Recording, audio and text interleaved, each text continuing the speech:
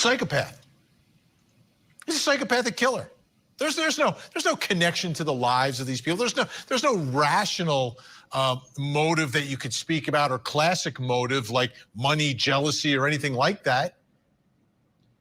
Ladies and gentlemen, this is what I would say to the jury if I were the prosecutor.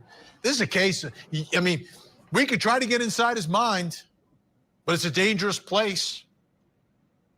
It's a place where evil lives. The evil that could do what was done here, the same type of psychopathic evil that would want to return to the scene of the crime to see the reaction, to see what people are saying and what's happening there. That's who returns to the scene of the crime, ladies and gentlemen. That's what I would argue. To see what people are saying and what's happening there. That's who returns to the scene of the crime, ladies and gentlemen. Hey guys, what did you think of that? Is a psychopath? There's no point in getting into the psychology. This is a prosecutor. I think he's a trained lawyer.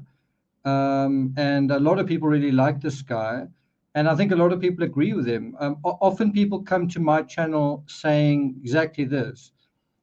There's no point in trying to find out he's a psychopath. It's as simple as that.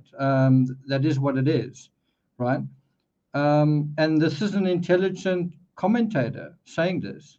So is there any point? Is there any point in trying to have a conversation beyond he's evil? He's evil. It's a big surprise that the killer in this case is evil, right? One thing that he's definitely right about is there is no connection between the killer and the victims, right? There's no obvious connection. I wouldn't say there's no connection, but there's no obvious connection between the killer and the victims. He had no prior connection to the stabbing. Well, the students had no prior connection to him, certainly that we know of. And so it sort of feels like you look at this case and you basically want to concentrate not on the psychology, but on the other side, the appearance of the crime scene. You want to sort of look at this sort of thing. You want to look at the things we know, the structures that are obvious, the layouts and the facades and the surfaces. That's what we want to sort of concentrate on. Let's look at evidence and let's make connections in terms of the things that we can see, right?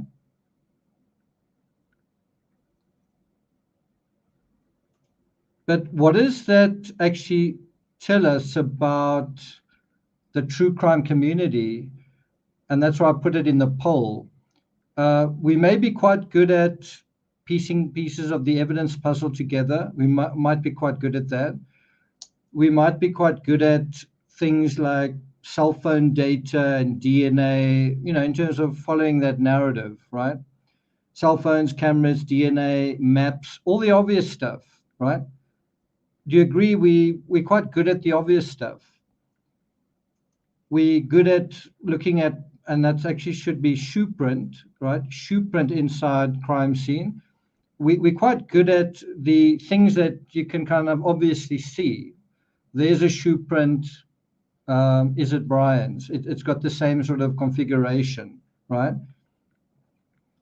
And so is there any point in paying any connection to no connection? Is there any point in spending any time on this whole idea of motive and what is going on in his psychology?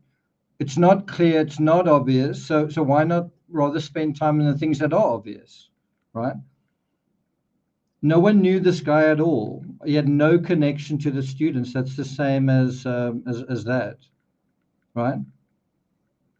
And so why shouldn't we just focus on the obvious connections, which are the sort of evidentiary things, the things that you can see, the car. Where did the car go? The calls that were made, all that kind of thing. And so why on earth would you want to take this route? Why on earth would you want to go into this area? It says, this is the uniquely human need, what man everywhere is really all about. Each person's need to be an object of primary value, a heroic contributor to world life, the heroic contributor to the destiny of man. You might say, what are you talking about? What does this have to do with anything? This is really cerebral garbage, right? Unsubscribe, I'm leaving, chat, bye-bye. You don't know what you're talking about, right? And no, let's focus on the things that are absolutely obvious, absolutely clear.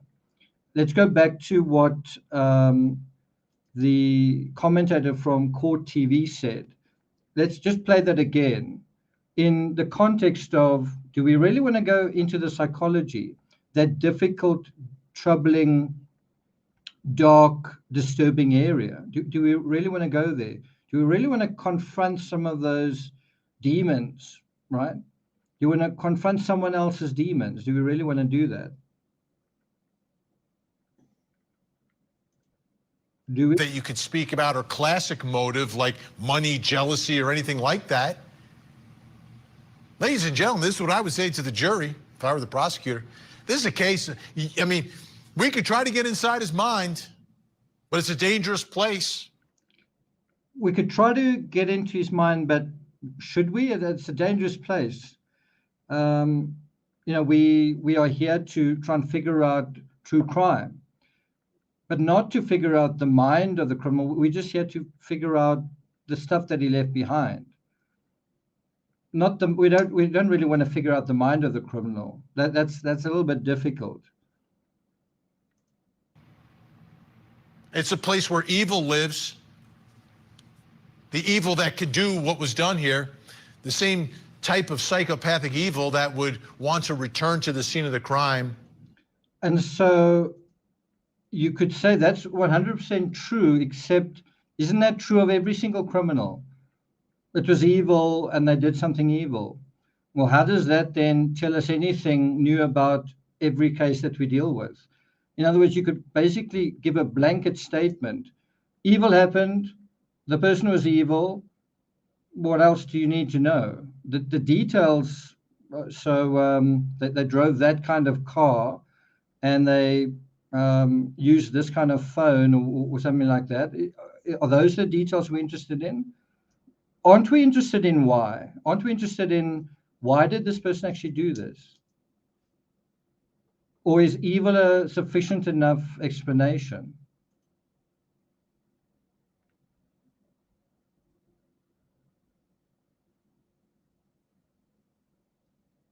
And I mean, that is exactly it. Isn't that how we learn, by asking why? Right? And so when you deal with this, so bring it up. When you deal with this, it's a question of uniquely human needs, what man everywhere is really all about, including you. This is about what you're about, it's what I'm about, it's what the victims are about, what their families are about, what the community in Idaho are about, and also what the killer's about. Uniquely human needs. There need to be an object of primary value. We all want to be thought of in a good way, in a positive way. We want to be a contributor to world life. What happens when we're not? When people say to us, stay away from me, you're a creep, right? And then look at that, the heroic contributor to the destiny of man. What are you talking about? This has got nothing to do with the case. Here's another quote, again from Ernest Becker. The world of human aspiration is largely fictitious, and if we do not understand this, we understand nothing about man. What is that all about? Human aspiration. Is that what's going on here? Human aspiration? This doesn't seem to be aspiration. Actually, it is. It's aspiration gone wrong. Someone who aspired to be something, aspired to be someone, but they were sort of pursuing a fiction about themselves, only to be confronted by reality. And then they also felt, I don't know if I understand the world, I don't know if I like the world, right? And so what we're going to deal with here is the author of this book, The Denial of Death, Pulitzer Prize winning author Ernest Becker is an American. We're going to deal with what he says about this question of motive. Now, I spent a heck of a lot of time going through this. I actually wanted to show you each page that I've gone through, but it just ended up taking too much time. I do have some pages to share with you. That's the good news. Okay, so let me head to my script and let's kind of get started with this whole topic. Profiling evil. To be honest, I don't like those words. I don't like the idea that we are profiling evil, but it is certainly catchy. People, when they see the word evil, they know what they know what you're talking about. So, how good is your grasp of criminal psychology? This is a question directly to you. How good do you think your grasp is of criminal psychology, especially the folks new to this channel? How good is your grasp of criminal psychology? So let's go to the poll. Make sure you vote there if you haven't already. By the way, thanks, Amy Carter. Thanks a lot. And Deborah, thanks a lot for that as well. So according to the poll, most of you think that our grasp, collectively our grasp of criminal psychology is poor. At least a third of you say it's poor. And 9% say it's extremely poor. If you add those two together, it's almost half. That's quite a thing to say. We're not that good at answering the question why. We're not that good at thinking about the inner thoughts and motivations of people that we don't really know. We're not really that good at that. Calming the cases. I've been trained in psychology and have practiced in the field for over 20 years. Do you think you're good at criminal psychology? So as someone who knows psychology, would you say you are good at criminal psychology? And I think one way to test that is to follow me through this journey and say, yeah, you're on the right track, or wow, I didn't know that. I didn't know, I wouldn't have thought of that. Cotton Star says, I say it's extremely poor. I say that as well. It's a very personal area of somebody else's life that you've got to intuit. How patient, how precise are we at that process? Do we even have a system for interrogating it? What is that system?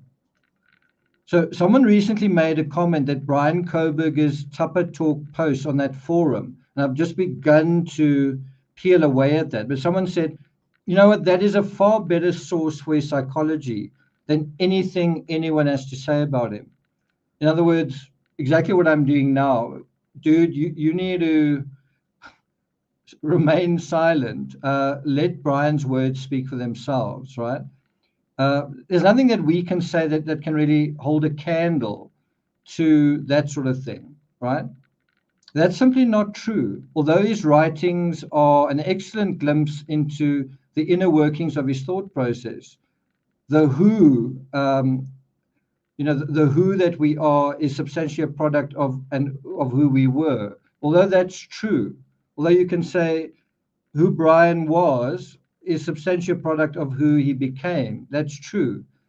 But it's likely his way of thinking has changed significantly since they were written more than 10 years ago.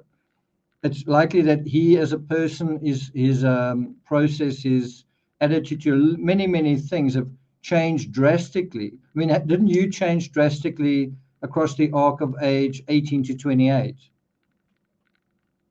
So besides how dated these comments were, I'm not saying they are not useful and important, they are, but they are dated. But besides that, Brian himself seemed to have no clue what was happening to him. So if you say Brian is the best source the best font of wisdom into Brian's own motivations. But Brian himself didn't know what was happening to him. And I dare say in 2022, in November, I don't know whether he understood what was going on in his own heart or mind either. I do think there was some shift, some epiphany, some thing coming to a head. But in the same way, Dharma didn't know why he did what he did. He could talk to you. Jeffrey Dahmer could talk to you and he could explain things, but could explain his own actions. But there are his own words. Yeah, but could he understand it? So isn't that why Brian studied criminology? It was to understand people better, but also to understand himself better. And isn't there an acknowledgement there? I don't actually understand myself. Right? So if you're trying to get understanding from someone who doesn't even understand themselves, good luck. Maybe you need to use a different source there.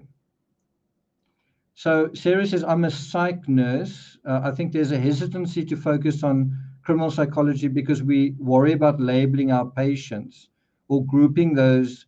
That's totally right, but it's also true in the reverse. You cannot associate criminal psychology with psychology or vice versa. It doesn't work that way. You can't use the same psychology that you would have to criminals to people who aren't criminals. It's totally different. The level that is going on, the level of stress and anxiety, it's totally different in someone who then commits a crime to someone who doesn't. It's totally different. And if you do start doing that, if you do start saying, you know what, I think criminals are narcissists, you are narcissist, so I'm going to treat you like you're guilty until proven innocent. That's exactly the wrong way to apply it. And people do that all the time. So if Brian's mission was to study criminology, to try to understand people better, what do you think happened in terms of that mission? You are about to fail that mission. Right? If his mission was to try and get to understand people better by studying criminology, and I think that would include that he was trying to understand himself, and that was the mission behind studying criminology. Do you think he succeeded? You are about to fail that mission. Do you think the crime that was ultimately committed shows that he succeeded in understanding society and himself, or that he actually the opposite, that he failed to understand society? It's a really interesting question. And although it seems like that's a very simple answer to it, it's actually a lot more subtle and complicated than that. On the face of it, you'd say, oh, that must mean that the killer did ultimately acknowledge that I just can't understand these people. I can't understand myself. I'm going to give in to these inner impulses. But there is another interpretation to that ultimately felt, I actually do understand what's going on here. I do understand who I am, and I'm going to make peace with it. That's the very dark area we don't want to go into.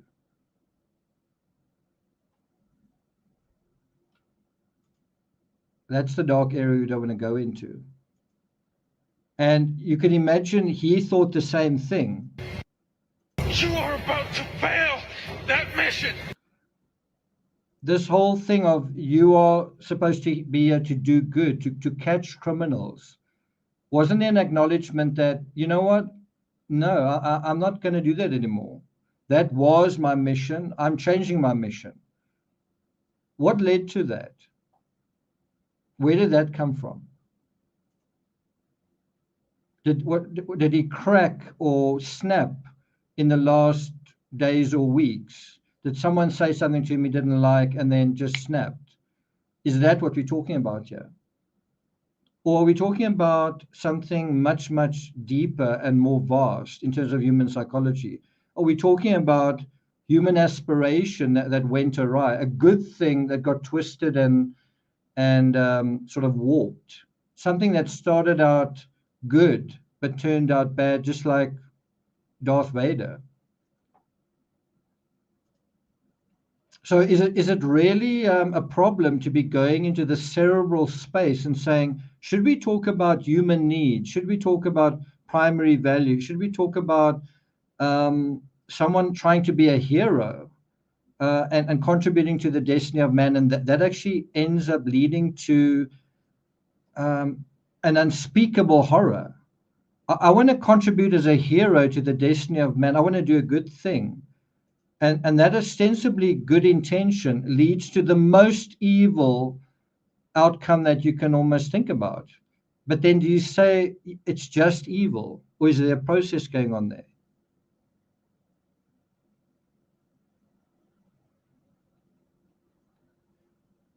Okay. So if I may be so bold, this is my opinion. I've written dozens of books in true crime, and if not all the cases I've written about, I would actually say all of them. I can't really think that they're exceptions, but all the cases I've written about or researched, I haven't found anyone who has any idea of what is really going on in the criminal mind. You might say that's an incredible statement. That's actually an incredibly arrogant statement. But let me say it again. I haven't found anyone who has any idea what's going on in the criminal mind. And I've been in this true crime space for about 10 years. And I include reporters, I include lawyers, I include judges, I even include experts trained in psychology and criminal psychology. I sat in on the Henry van Breda trial, and at the end of it, the judge said, "We're sentencing you to life. We are sure that you committed this crime, but we still don't know why you did it." And then the media sort of repeated that as well. The media that had been reporting on the entire case repeated the same thing. Henry sentenced to life imprisonment, no motive. There's still no explanation for why he did what he did. And I kind of thought, why did nobody think about that? I did, and I wrote about it. But why did no one think about that or even try and figure it out? Why? Is it too difficult? Why are we not thinking in that sense? Now, to be fair, it's not easy. It's easy to say, hey, we should be trying to figure out why. Well, it's not easy. And it was a big job putting together the script for this episode. It took a lot out of me to put it down. It took a lot out of resources out of me. It took a lot of time, took a lot of concentration. And I've gone down this path many, many, many times. It's just still hard, still tough. Definitely not easy. Definitely not easy. So it's dark, convoluted, complicated stuff. And in order to figure my way through it, right? So you think this is a big cheerleading me, that's not at all. In order for me to figure my way around, in order for me to contribute anything intelligent to this nebulous field, and I mean, that is really my mission in true crime. That's why I started true crime when we changed it from Shakedown to True Crime Rocket Science. The whole idea was, can you come up with a motive first? But primarily, can you come up with the why first? And not just first, best. So don't just come up with some kind of answer first. It's got to be the right answer. I mean, you can snap your fingers like we did in the previous chat and say, I think he had low self-esteem. No. You can tie back everything you're saying to evidence, to statements, to things that are anchored in the actual narrative. That's much, much harder to do. And to come up with something that is integrated and cohesive and it all supports itself. That's authentic. That's not a fragmented approach. That's a integrated approach. And it's very, very difficult to do that because you got to do it both intuitively and also scientifically, which is to say, bearing in mind the facts of the case and the it's difficult to say the facts of the person, but certainly some of the things that have been said about this person. Because you could argue, is it true? Is it true that Brian has OCD, or is it just OCD to that person? Is it true that Brian is a vegan, or did someone just notice on one occasion that he didn't eat meat? Is it true that Brian was a heroin addict, or is it just someone who doesn't like him? So some of those things you've got to qualitatively analyze and say, how valuable is that statement that could be true? And you want to try and put it all together to build something that's not going to be a straw man, to build almost an algorithm that is going to be who this person is, right? But using our human calculus, right? So it's not easy. And so in order for me to say anything worthwhile, I've got to stand on the shoulders of giants like Otto Rank.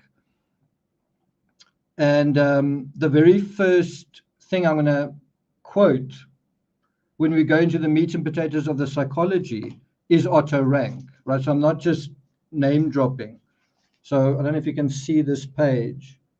So that is Becker quoting Otto Rank, and I'm going to be putting that entire quote up on screen, right? So you're also going to have a chance to read what I've been reading and interpret what I've been interpreting, right? So Otto Rank's the first guy. He was a German psychoanalyst and philosopher. And then someone else, other giants like Ernest Becker, the Pulitzer Prize-winning cultural anthropologist from Springfield, Massachusetts. In the 60s, Professor Becker taught at San Francisco's State Department of Psychology. Do you want me to talk to you a little bit about Ernest Becker, because we're going to be dealing with his book? Or do you feel like, let's just cut to the chase? What is this nonsense all about? Right? Do you want me to introduce him at a little bit more length, or do you want me to just kind of go into it? What do you guys say? Wendy says to me, the bigger question is not, is he good or is he evil? It's why. Absolutely. It is the why. Okay, so I'm going to give you a little bit of a very quick intro to Ernest Becker, right? That's him over there. He was, it's really ironic that we're talking about student murders, and he was a professor. He taught at universities. He was so popular that other professors didn't really like him. They kind of felt threatened by his popularity. His students just loved the original, powerful psychology that he was sharing. It was like groundbreaking. And I've got to say, it's something like 50 years later, it's still incredibly powerful stuff that he was talking about 50 years ago. It's still incredibly modern, right? So just to summarize, he died in Canada. It says here, known for death-centric perspective on human psychology. What the hell is that? Now think about that and think, could that have any application on true crime? A death-centric perspective on human psychology. Isn't that in a way what criminal psychology is? Especially dealing with murders and homicides. The human psychology of a criminal who kills someone, isn't that to some extent a death-centric perspective? And then he created this terror management theory. How do you deal with your anxiety? How do you deal with fear, right? How did Brian deal with it? Is that of any material interest here? Or is he just a psychopath and is evil? Let's not even go here. Or do we want to talk a little bit about the social and evolutionary psychology theory that is now known as terror management theory? And so you can kind of ask the question, was Brian, the person we're talking about in this situation, someone who had to develop his own terror management theory, his own terror management psychology, which suggests, was he terrified of something? Did he seem like a person who was scared of life or scared of anything? What do you think the heroin phase was about? Bear in mind, he was a fat guy who was bullied at school, and they say even girls chased him away. And you look at some pictures of him, and his eyes are pretty big like that, and he doesn't really smile very much, and he seems kind of jumpy. Do you think there's a little bit of a sense that maybe he's not as what's the word? Is a little bit more anxious than the average person, maybe also more sensitive than the average person. Now you suddenly got a problem. Your evil monster actually turns out to be someone who was treated monstrously at a certain point. Your evil monster was someone who was afraid of other monsters around him when he was at school. And isn't that starting to feel a little bit uncomfortable? Because what we want to do is demonize the suspect. We want to say how evil he is. And already we're starting to say, well, how was he treated in high school? So these are some of the books that Becker wrote. He wrote The Denial of Death, which is what I've got here. This is the book that won the Pulitzer Prize. I highly recommend it. He also wrote Escape from Evil and The Birth and Death of Meaning. I've got all of those books, and I've read them, and I've put so many highlights in them, it's not funny. So very briefly, he was born in Springfield, Massachusetts, to Jewish immigrant parents. He served in the infantry during World War II, and I think that actually helped him have a real sense of what death is really like. Being in the infantry in World War II, I think that gave him not a theoretical knowledge of war and death and extinction, but an absolute visceral, on-the-ground experience of it. Introduce, please. What's that about? I think you further back in the video. So in terms of his professional career, it just says he began a short 14-year period of his professional career as a professor and writer. He taught anthropology at the Department of Psychiatry at the Upstate Medical College in Syracuse, New York, but was fired, along with other non-tenured professors, for supporting another professor who was in a dispute over academic freedom. So he basically was fired because he kind of supported a colleague who supported the academic freedom of the freedom to what's the word, the flexibility to do certain things. And then later on, he got into trouble again. He resigned in protest against stringent policies against student demonstrations. So this was a guy who was often in trouble with the universities where he worked, and yet he was beloved by his students. It says here,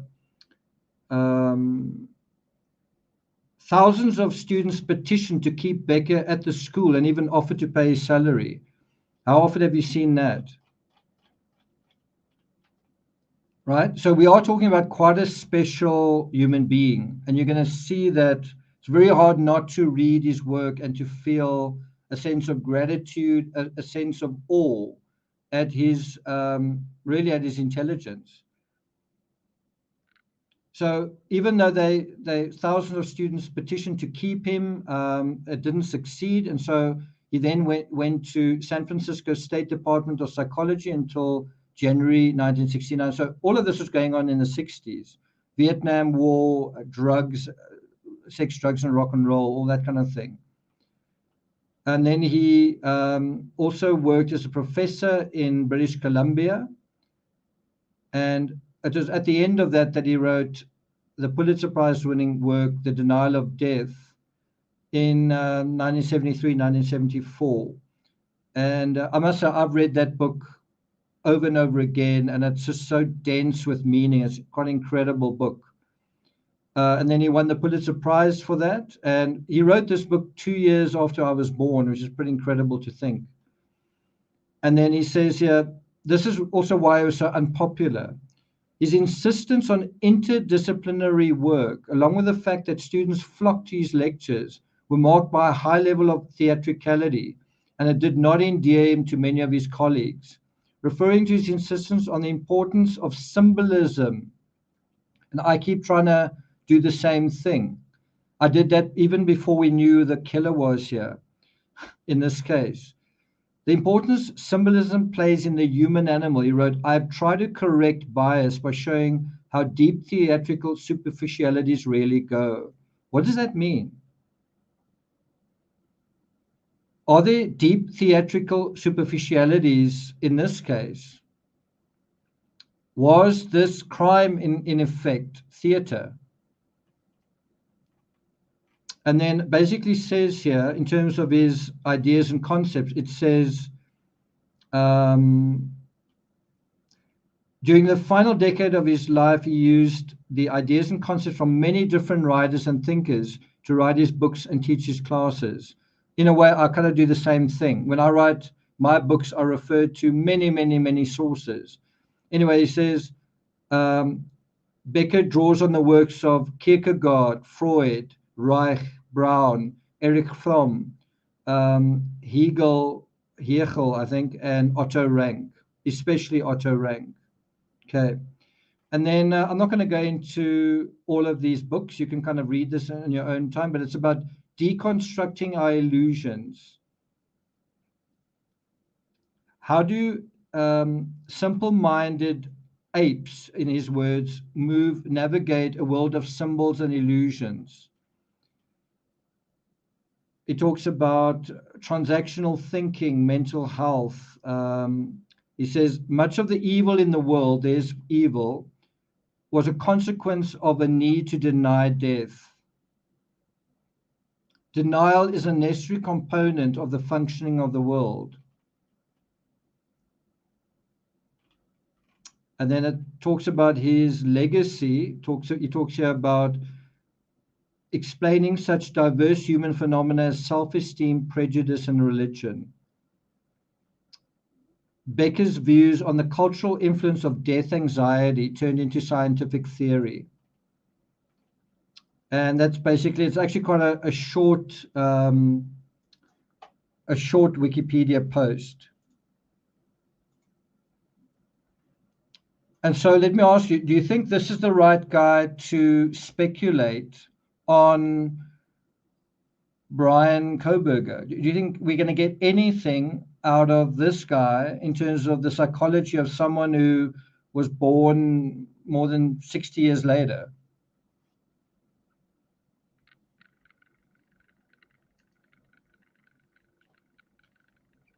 What do you guys say? So in this analysis, we're going to deal with Becker's view of a particular area of what may be Brian's criminal psychology. In other words, we're going to look at Brian's psychology via the, the prism of Ernest Becker's unique approach in terms of his psychological perspectives, right? We're not going to do it in a broad way. We're going to do it in a particular area. So if it sounds like it's, thanks a lot, Sandy. If it sounds like this is going to be this huge, complicated thing, it's actually not going to be. But it is probably going to make you start feeling quite uncomfortable. Rudolph, thanks for joining us. And Deborah, thanks a lot for that. Thank you. So let me start by asking this question. And I think it's important to ask kind of a stupid question. It's important to ask it in order to ask more complicated questions. Is any criminal evil? Like, is Chris Watts evil? Is Scott Peterson evil? Was Jodi Arias evil? Is she still evil? What's the answer to that? So, in other words, is any criminal evil? Thanks a lot, Daryl. Some of you say no. Some of you say yes. The actions are evil. Okay. So, as a way to kind of step away from that whole evil idea, I just want to play that thing one more time from Court TV. I just want to play that one more time, because I think a lot of us think the same way and feel the same way. One is like, why? Why would he allegedly do that? Why would he kill these 4 students? Why would he target them? Why? To me, the answer to that is very simple. And it's the same answer as to why the accused killer would return to the scene of the crime. He's a psychopath. It's really simple. The reason he did this is he's a psychopath. Why did he do this? Well, he's a psychopath. But why did he do it? He's a psychopath. That's the answer. In other words, the label is the answer. Thanks a lot, Liesel. Thanks very much. So by labeling Kohberger evil, we prevent it from actually seeing what his true psychology is. Do you see that? Now I'm going to play a little bit more from this. And what I want you to think about is, if I'm trying to say, hey, well, I want to put up my hand. I want to say why I think he's doing this. But no, he's a psychopath. We don't need to ask why. He's evil. That's the end of the story, right? Can you see why this conversation gets shut down? If you label someone evil, you shut down that entire valuable, meaningful, important conversation. You shut down the why, right? Because you used a label, an empty label that really, I think, means nothing, and I don't think it's the right label. I don't think he is a psychopath. The crime itself is psychopathic. The person who committed it isn't a psychopath. In fact, he probably committed it not because of an absence of feeling, but because of being overwhelmed by feeling, right? And did he do it because he was evil, or because he felt that he was experiencing evil in the world? Because that's the other side of the conversation about evil. In other words, as soon as you hear this conversation about evil, it's really saying, please, let's not think about why. He's a psychopathic killer.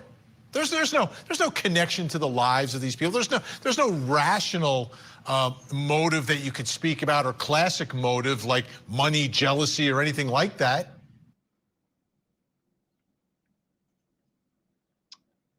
Is there not a rational motive here? Because as soon as you go into this, right, as soon as you go into the psychology, that's the question you're really asking. You're saying, what are the psychological connections here? There may not be, in terms of relationship dynamics with the victims, but then you say, isn't there any psychological connection either? No, there's no, it's just psychopathy. Didn't Dahmer have connections to his victims, and also wasn't there something behind that? Well, he's extremely lonely, and part of that loneliness was in what he did with his victims. And then you get a very profound sense of the depth of what's really going on behind that. Are we going to get a profound sense of that here? We're going to get a profound sense of pain, or is it just a shallow, he's a psychopath, who cares, he's evil, let's hope we can prosecute him? Can we try and go a little bit deeper into that analysis? And for those of you who know me, those of you who don't know me on this channel, you'll say, you'll use a label, whatever. And my response will be, I don't like labels. I'm allergic to labels. I don't want to hear labels in true crime.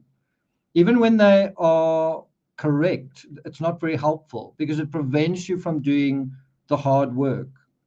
It prevents you from finding out who someone actually is. The label says, no, that's who they are. No. Let's hold back on the label. Let's maybe come up with a label at the end of that process. We label the person afterwards. We first find the information. Not we label them first and then reinforce that label with whatever we can find. I mean, that is the definition of bias.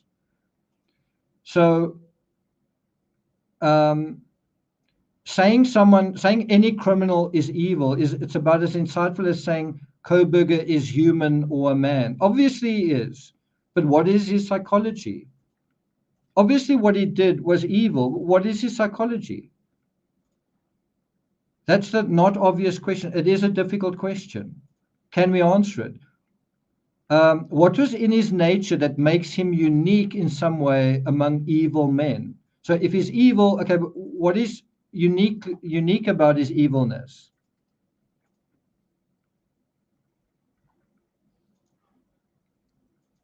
Can we think about that, or are we not really supposed to? Are we able to simply see who someone is? Now, I want you to ask that about yourself in your life.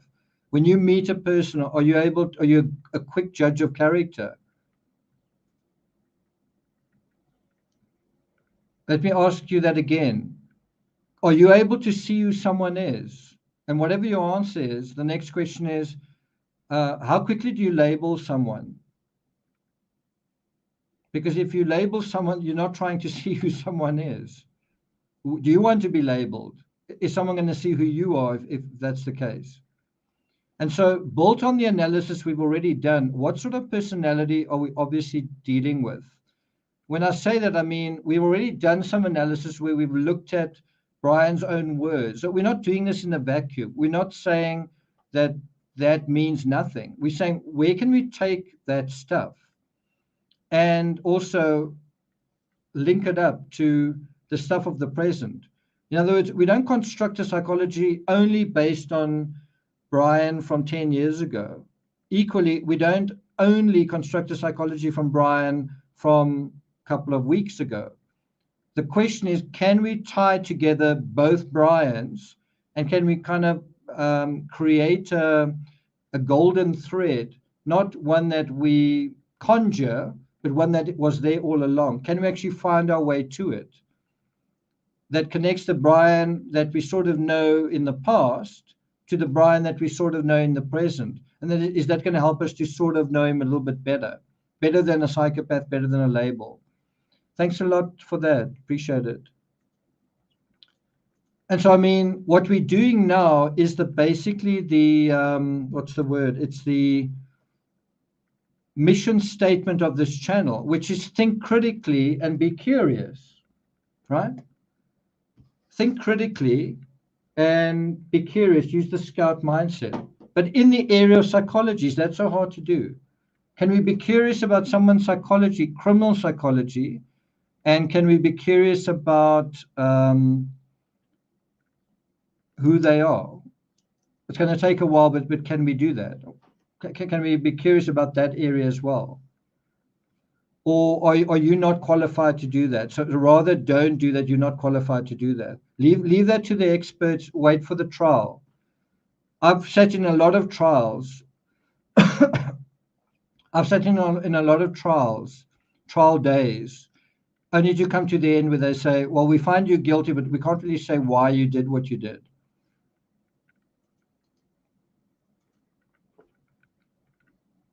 So what personality are we obviously dealing with? Is that such a hard question to ask? What is Brian Koberger's personality? We asked the same question in the Chris Watts case. What was Chris Watts's personality? Even in the Kylie Rodney case, you kind of want to know, what was this person like? What is likely to have taken place in that sort of unknown space that we're trying to figure out? And, so when you ask the question, who is someone? What is part of that question? What is their personality? It's the same thing you ask when you want to meet a guy, or you've met a friend, or someone else has met someone that they like. What are they like? What's their personality? What do they do for a living? What do they have character, right? And those are all questions about who, and that is going to get you to why. But you've got to take it slowly, step by step. So let me ask you, what do you think Brian's personality is? Right? Is he an extrovert?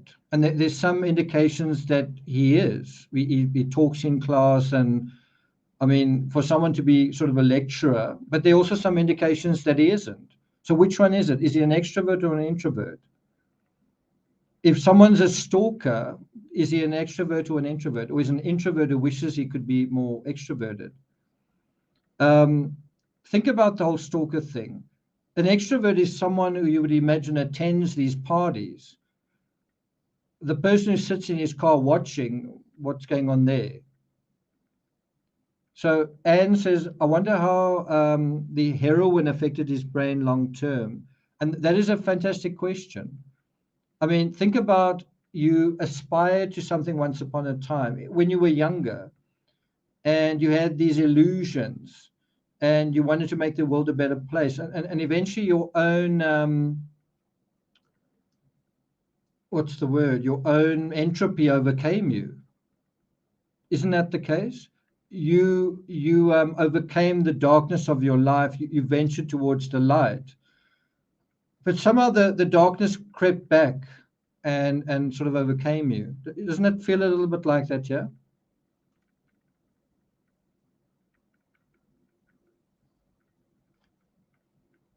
You do get the sense that he was sort of extrovertish, but he was bullied into introversion. Don't you get that sense that he was somewhat, I mean, if you're trying to convince someone how smart you are and you're using big words, that's kind of sounds a bit like an extrovert, someone who's brash, right? But if you end up withdrawing, well, then maybe you were bullied into introversion. So there seems to be a spectrum there, right? So clearly, in order to have a hope of being able to genuinely answer this question, the questions of who, the question of personality, you first got to have an idea of the identity we're dealing with, right? And it's through a lot of exposure to Becker that you have these concise terms for the thing you know you're looking for, but you don't really know that's what you're looking for. So in true crime, you have people who say, who is this guy, and what is his motive, and why did he do what he did? The psychological terminology, the through the psychology, what do you call it, vehicle, the way we address those exact same questions is through the more concise question, which is, what is the identity that we're dealing with here? We don't sort of ask this sort of vague, who is this? We say, what is the identity that we're dealing with? And think about identity just in a very simple way. What do you identify with? Well, he identifies with criminology and with intelligence, right? And you kind of get a bit of a sense that he was trying to walk the good walk by being a vegan, just as Brian Laundrie was trying to walk the good walk by walking barefoot and not buying plastic bottles and trying to protect the earth. You kind of get the idea that he was trying to be a kind of a hero for society. He was trying to, but did he have the resources to actually pull that off? Thanks a lot, Fadikas. One of the ways that you address this question of identity is, how do you self-identify? And you can go to someone's social media for that. What do they say in their bio? How do they present themselves, right?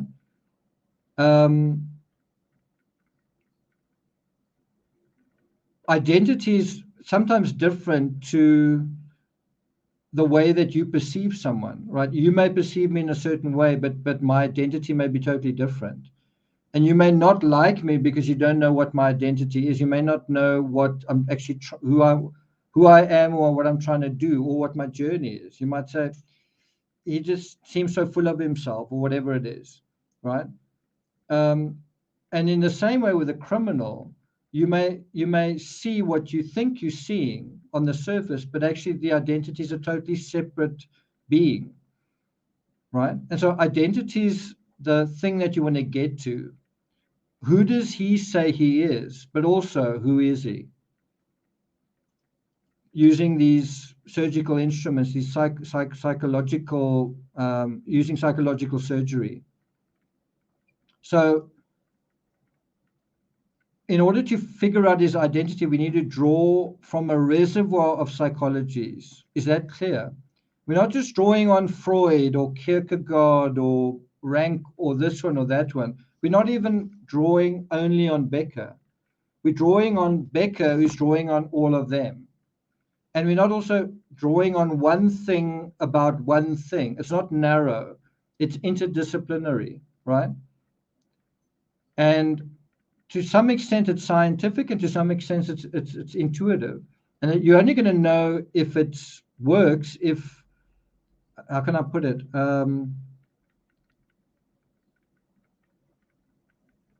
You need a really intelligent person to navigate this space. And by that, I'm not saying, hey, guys, I'm the intelligent person here. I'm saying he is. This guy who won the Pulitzer Prize. You need a really intelligent person to go into these dark, convoluted, difficult spaces and come out of it uncontaminated with a very clear idea of what they're seeing in this very smoke and mirrors place that is human psychology.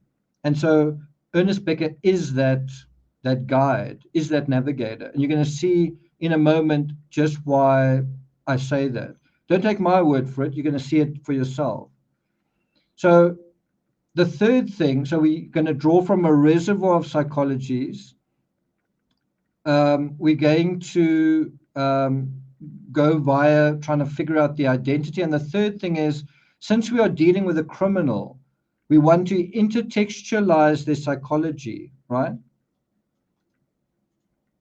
It's not just that we're going to this one person, we're trying to figure him out. To make our jobs easier, we want to, like we do on this channel with everything else, we want to intertextualize the pattern of his psychology with other criminals to say, you know what, he's a bit like him. Or, you know what, he's actually not like him in that respect. And that's also going to help you get to the authentic psychology, the authentic criminal psychology, right? We are comparing criminals with criminals, not criminals with pick your celebrity. So believe me, in true crime, so let me just say this again. Since we are dealing with a criminal, we want to be able to intertextualize their psychology in order to be fairly certain that our diagnosis really resonates. It really resonates with the reality of this case, and it's not just our own projection at work. Believe me, in true crime, very often folks project their biases onto the perpetrator, into the psychology, and they call that psychology. And these tend to have very little anchoring in the true psychological substance of the perpetrator, right? So to guard against just that you're projecting your own psychology and you're saying, I figured it out. I know exactly why I did this. Yeah, you figured out your own projection. Of course, it's going to make sense. You need to make sure there's got to be that safety area that you are intertextualizing it. Otherwise, that's all you're doing. So intertextualizing keeps you on the straight and narrow in terms of that psychological journey, right? Investigative journey. Okay, so that brings us to this. Who are we dealing with here? Who is Brian? So it's very frustrating because I want to start, like I want to jump in and just deal with this, but if I don't do this, if I don't introduce Ernest Becker to you, then it's not really fair to him, to me, or to this whole investigation in terms of the psychology. You've got to give him the credit that he's due. You've got to introduce him. You don't just, it's not just another theory, right? It's a theory with tremendous substance, right? But it is frustrating that we can't just kind of jump into it, but we are about to do that now. We have sort of reached that point. So a cursory look at the Tupper Talk posts, as well as Brian's bird-like demeanor, allows us to thin slice our way pretty quickly and easily, like a hot knife through psychological butter. And what do we find? What do we find when we do that? What do we sorry about that. when we do that, what do we actually find at the center of that psychological butter? And it's going to sound like a contradiction, but there's an aspect to all of this that is incredibly hard. It's a little bit like when a rocket launches, right? It burns up most of its energy in the first couple of seconds, trying to overcome the sort of entropy of gravity, right? Is the hardest part. So some of the hardest parts of what we're dealing with is where you give yourself permission. You say, you know what? I'm going to seriously think about this question. I am going to put myself on the line, and I'm really going to focus and concentrate and not let go until I find the answer. It's not going to be superficial. It's going to be a commitment to a journey to the dark side. And no matter what I find there, I'm going to continue that journey until I'm satisfied that we've got the true story, right? In other words, I'm not going to just come up with an explanation. I'm going to go where angels fear to tread, even though I'm probably going to be humiliated by other people who say, you don't know what you talk. Do you have a degree in psychology? So in terms of me, I did study psychology, but maybe I think a year. I studied industrial psychology, and I didn't actually study criminal psychology, but I did study social psychology as part of marketing. But it's through Ernest Becker that it really takes you into leaps and bounds, right? So what allows us to thin slice our way? So what I was going to say is, when you initially embark on this, it actually seems like an impossible task. How are you going to figure this guy out? Where do you start? Feels like you're grasping at straws. And very, very quickly, when you know how to do it, when you know the I don't want to say the formula, the system, then you come out with this sort of feeling. It wasn't hard.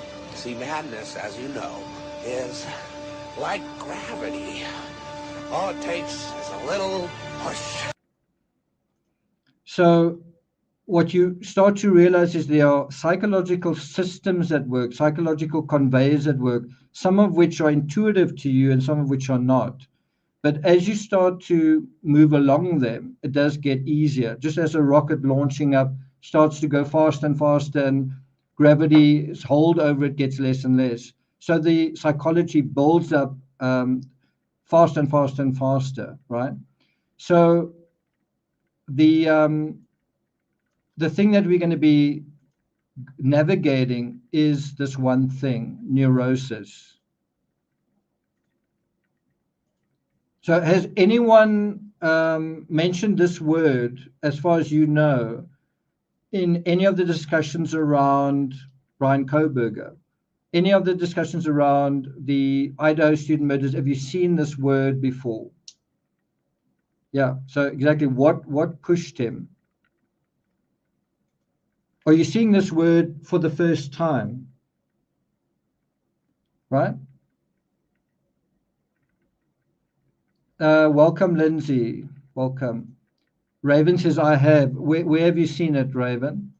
And so in terms of this word neurosis, do you understand what it means? Also, do you know what the opposite of neurosis is?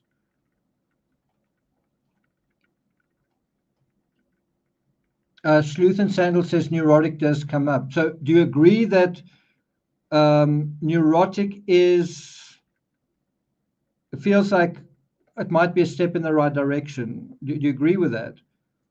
Like,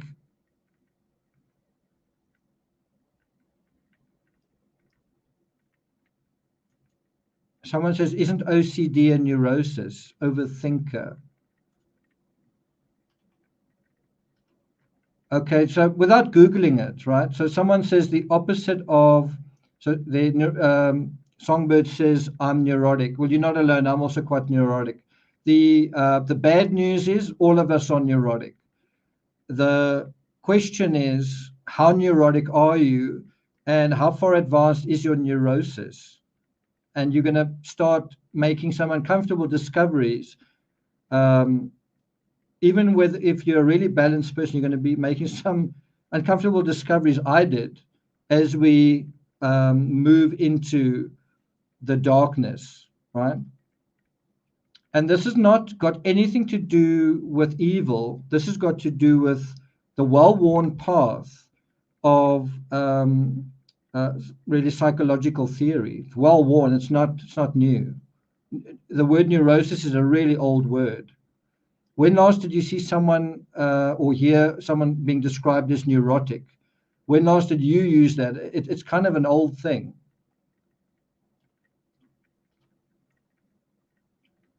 So someone says, help us define neurosis. Don't worry, I will. But quite a few of you are bringing up OCD. Siba Agent says, what were his stresses?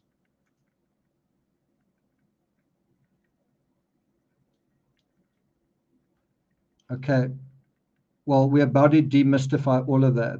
So here's a definition. And we're going to bring this a lot narrower in a moment, but we first need to just make a couple of things obvious, like what is the definition of neurosis? So that's not the part I want to emphasize. It's just that neurotic people don't handle stress very well. They worry a lot. They worry needlessly, and they get nervous easily. They crave insurance, they crave guarantees or some kind of protection against something, right? The bottom line is just that they don't handle stress very well.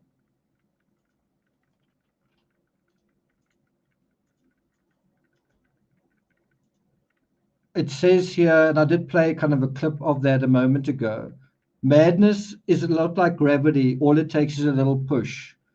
And what that is really angling at is this idea that not really that, I'm not trying to say that the suspect here was mad, just that he was to some extent maddened, to some extent undermined, to some extent weakened, to some extent the stability of his mind had been reduced to a kind of fragility over a long period of time, right?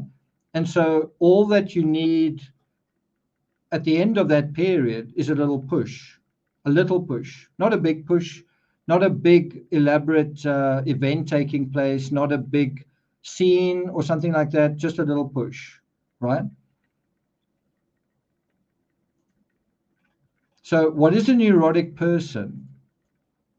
So we're just taking a few initial stabs at this whole thing. A neurotic person means it describes mental, emotional, or physical reactions that are drastic and irrational. It means you overreact. It means you get over-emotional. It means you get overly intimidated by certain things and whatever. But at the heart of it, and it ties hands with what we've just dealt with a moment ago, it's an automatic, unconscious effort to manage deep anxiety. And like it or not, you have that as well. I have that. Everybody has it. All of us automatically, unconsciously manage our anxiety in different ways. And some of us have got good psychological machines that are taking care of that. And some of our psychological machines are pretty good, but sometimes defective in certain areas. And some of them are literally breaking down, right? All of our actions are irrational or too drastic. And so we become neurotic. Is it starting to become clearer now, what you're talking about?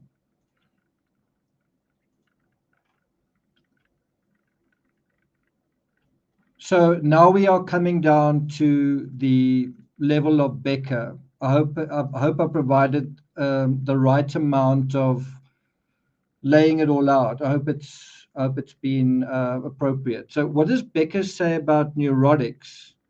And then it should be Brian question mark, right? What does he say specifically about it? And so we're going to start within the Becker psychology, within his sort of vehicle.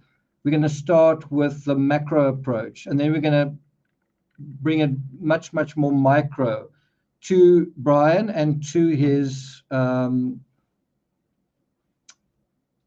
the fabric of this case, the fabric of what we know about Brian. Okay, so that's what we're going to do.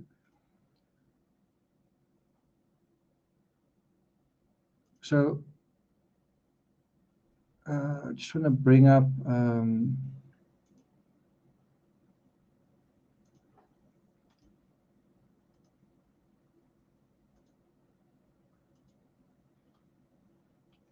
it's not quite the one that I wanted, but is that the one?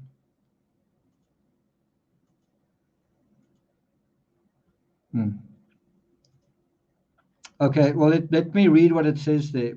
This is the uniquely human need, what each man everywhere is really all about. Each person's need to be an object of primary value, right? I did bring that up earlier. And so how is Brian trying to be an object of primary value and failing? So what would you say if I told you that Brian likely looked at the world and what he saw he thought was evil?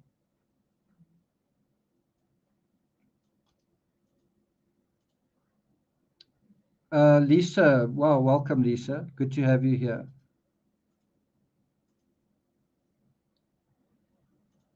Okay, let me say that again. What would you say if I told you Brian likely looked at the world? This is a guess. And what he saw, he thought was evil. Well, why do you think he studied criminology? Do you think he thought the world was good and is going to become an opera singer, right? He studied criminology because he recognized in a very sort of broad way, there's something wrong with the world. He saw evil in the world and he wanted to do something about it. And so he wanted to be a heroic contributor to the destiny of man. He wanted to be a valuable person as someone who does something about a problem that we all have, criminals, right? So if he looked at the world and he saw something that was evil, how can he be evil? We've just had this commentator saying he's an evil psychopath. Can an evil psychopath look at the world and say, you know what, I see evil in the world and I want to do something about that? Let me just ask you that question again. Does it sound like the kind of thing an evil psychopath would do, where he would say, I recognize that there's evil in the world. I'm sensitive to that. I don't like that. You know, I was bullied once upon a time. And so I'm going to make it my life's work to sort of deal with issues in the world where there are criminals. Does that sound like a psychopath or an evil person? Right? He was bothered by criminality as he's bothered by the fact that there's evil in the world. And I don't know if you guys know, before that he was going to become an army ranger. So he also wanted to fight in a way, right? Fight against the enemy or whatever, fight evil, I guess. And then he chose criminology. You can see how they kind of link together. But what I'm trying to say is it an evil person who says, I'm going to try and do good in the world?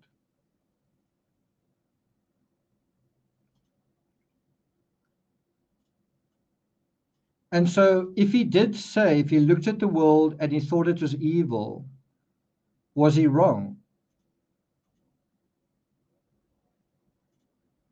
If he was at school or whatever and he decided to study criminology and he looked at the world and he thought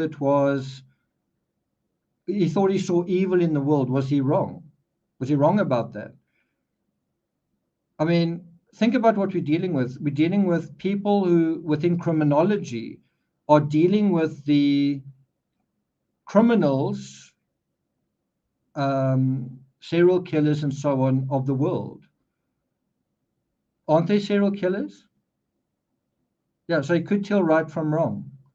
So can you see how it's a little simplistic to say he's evil when he was actually trying to fight evil himself? It's a little maybe missing the full story here, isn't it?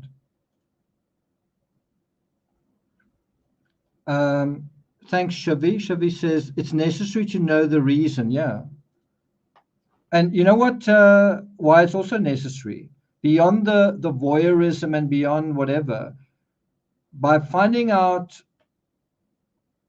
by caring enough to find out about another person, you also find out who you are. You find out better who you are and where you fit in, and also what our society is made of. Isn't that a worthwhile exercise?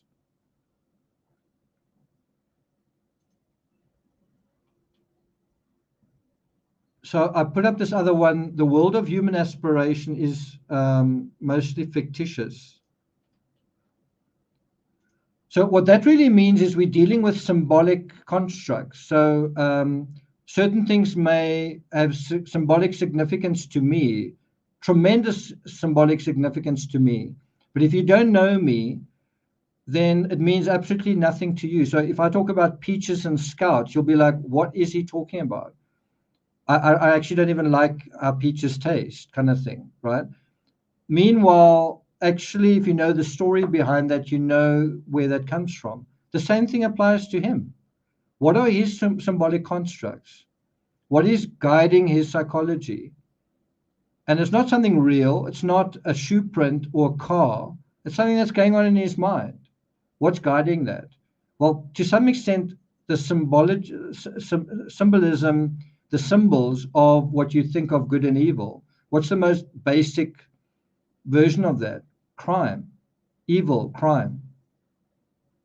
And that is what he was, that is the fiction that he's trying to deal with. I want to be a hero that battles crime. Crime as a concept, right? Crime as an idea. That's what I want to do. And if you don't understand that, you don't understand anything about who people are. We are symbolic animals, all of us. So I want to show you two more slides, and then we're going to deal with the micro approach. And I'm so glad we are finally there. This is just something to think about very, very quickly. And it's something we can maybe come back to. The crisis of modern society. And this is something he wrote 50 years ago, right? The crisis of now is precisely that the youth, that young people, no longer feel heroic in the plan for action that their culture has set up. In other words, the crisis of our time is that young people, especially young men, don't have any idea how to be a young man. They don't know how to be heroes in our culture. They don't believe it is empirically true to the problems of their lives and times. Or you might even say they don't know that they should be a hero. But Brian did. Not like if you think about the other kids, look at Madison, Kaylee, were they trying to be heroes? Were they trying to do good? Were they just trying to get a job? And then this is the final one.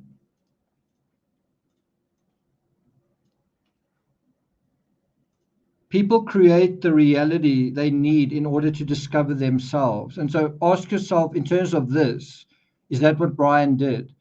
Did Brian, in terms of the whole criminology thing, did he go into an area where people are generally not known, generally misunderstood, people that are kicking their heels against the troubles of life?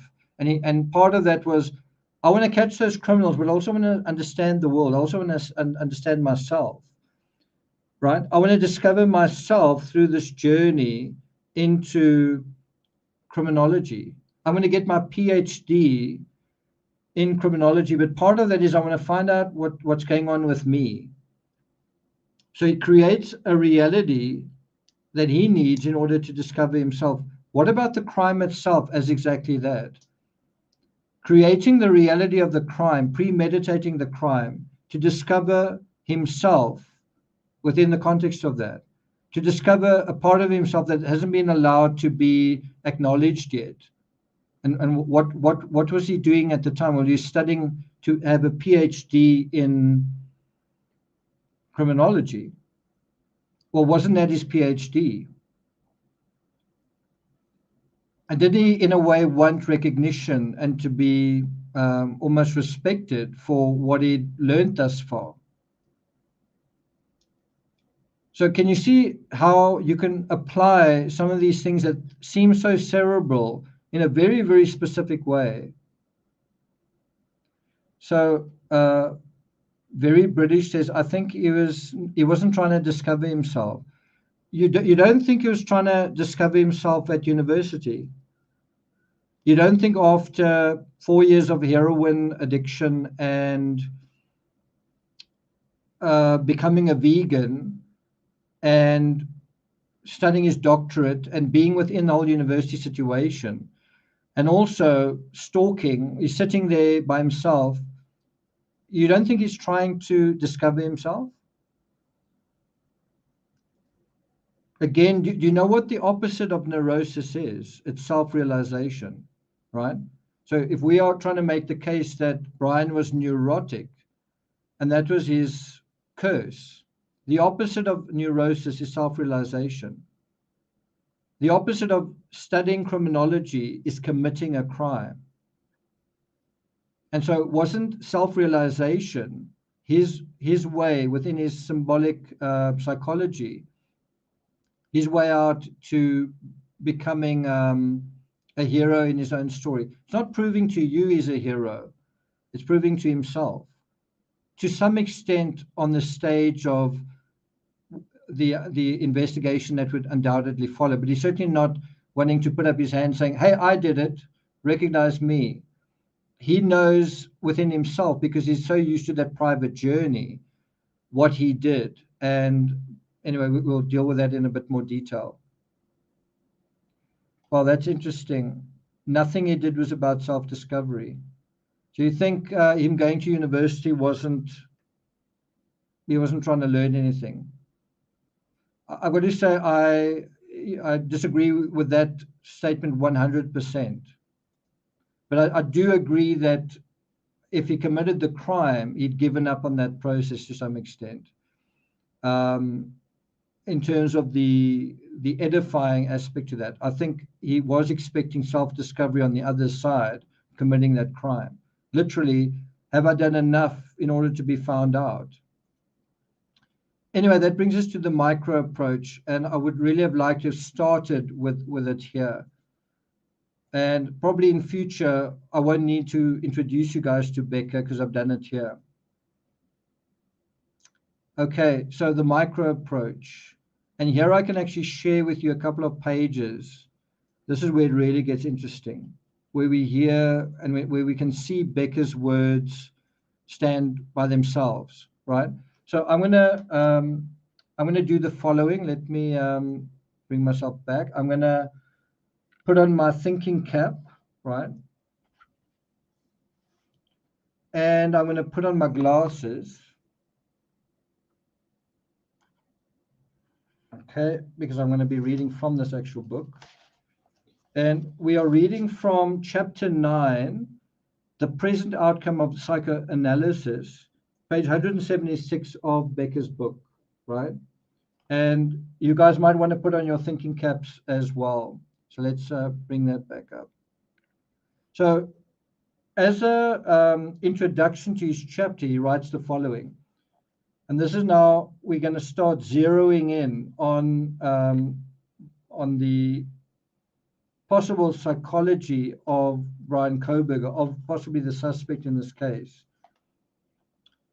So this is what Otto Rank wrote. If man is the more normal, healthy, and happy, the more he can successfully repress, displace, deny, rationalize, dramatize himself, and deceive others, then it follows that the suffering of the neurotic comes from painful truth.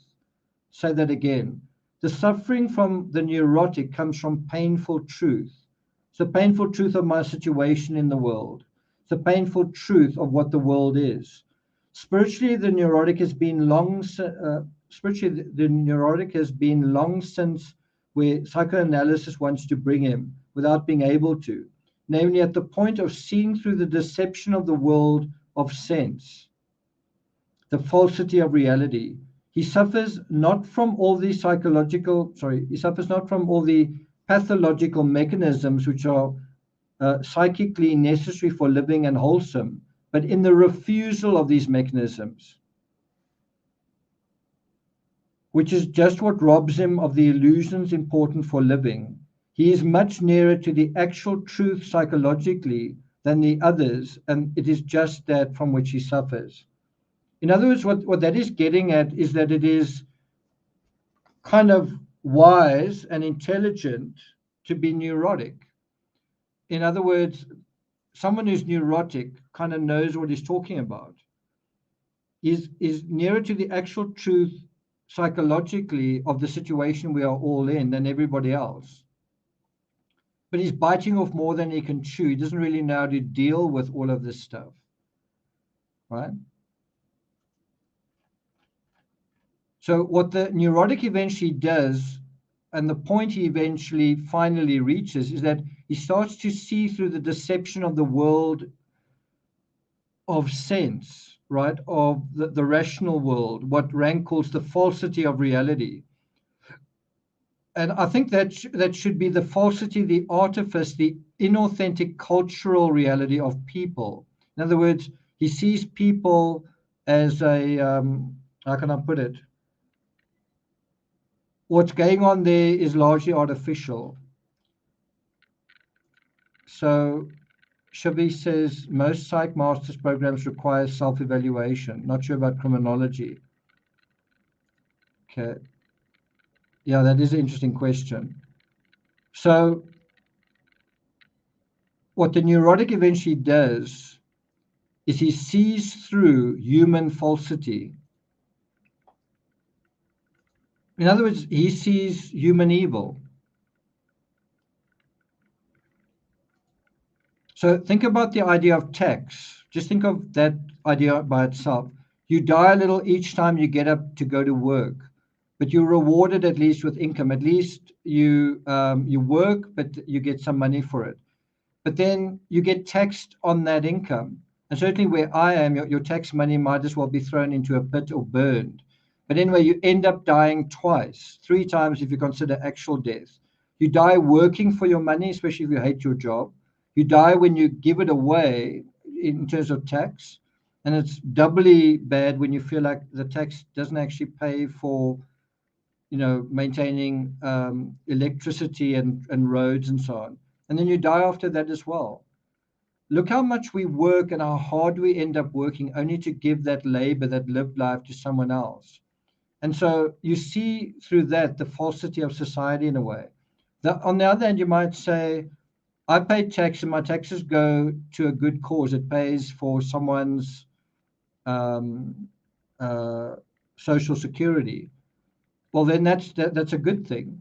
But there might also be falsity where people pay tax and that money actually gets stolen. And so how do you feel then about your society? Well, you feel quite neurotic about it. So no wonder, just in terms of tax, no wonder human society is both as rich and fucked up as it is. What animal except a cat with 9 lives could do what we do? Die in the real sense of non-living, because we're working all the time, not once but twice. You work and then you get taxed on the income you get, right?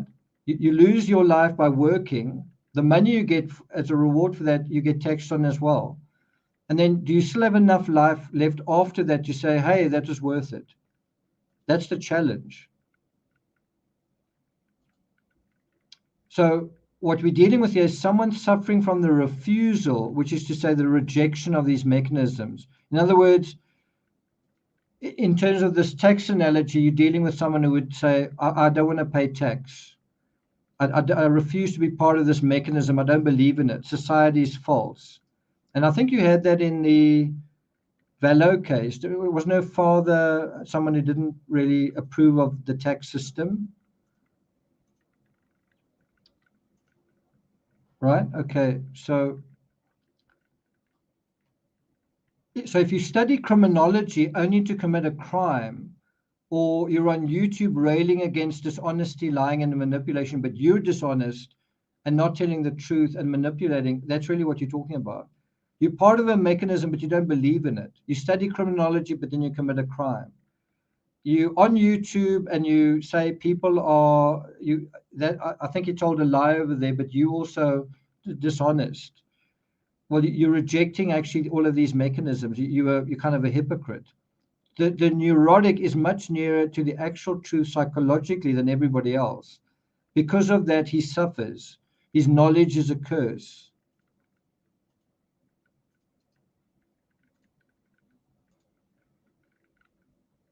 That's really the bottom line, is knowledge is a curse. So Ernest Becker says, to live fully is to live with an awareness of the rumble of terror that underlies everything.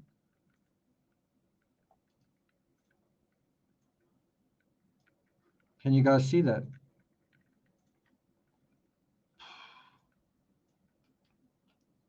So you're aware of your fear, but you've somehow transcended it. You sort of laugh it off. Is he able to laugh it off? Or does that rumble of terror, is that the soundtrack in his mind, in his thoughts? Well, do you remember what we read in the Tupper Talk stuff? You felt like the rumble of terror was so all-consuming that he couldn't actually even see. He was seeing snow in front of him. He thought he was losing his mind. He thought he was alone in the world, right? In other words, he can't rise above that rumble of terror. And the important thing is not that you close your ears to it, that you pretend it's not there. It's that you aware that it's there, but you're able to rise above it, maybe laugh at it a little bit. You're able to sort of take it in your stride. You're able to pay tax, and it's not the end of the world. So Brian was getting the raw deal, not living and yet existing with the awareness of the rumble of terror, right? Shall I put that in chat? He's not living and he's got the rumble of terror to deal with. So how does this process work? Well, not in the mind, the psychopath way that we like to imagine, or the animal-like werewolf. The horror is that it's a perfectly ordinary social psychology that's just tweaked, simply twisted a little, right? It's like where you want to do good and then you end up in this self-sacrificing effort. You end up becoming the monster yourself. But it started off as this attempt to do good. So I want to share this with you as well. It's so powerful. It's again about evil. In seeking to avoid evil, humanity is responsible for bringing more evil into the world. In seeking to avoid evil, whoa. So isn't that what our suspect was trying to do here? Wasn't he trying to? I don't want to say avoid evil, but avoid evil in the sense of capture evil and control evil, right? In other words, I'm not going to be evil, I'm going to be good. So in the sense of avoiding evil in that sense, he ends up becoming evil himself in a particularly literal version of that, right? And what he's talking here is the way that human beings bring evil into the world isn't by killing things in terms of eating things and, the way that a lion does something. We do it on a scale hitherto unknown, through wars, through lying to one another on a massive scale, right? In other words, we bring evil into the world not by killing something and eating it the way other animals do. It's not our animal nature that brings evil into the world.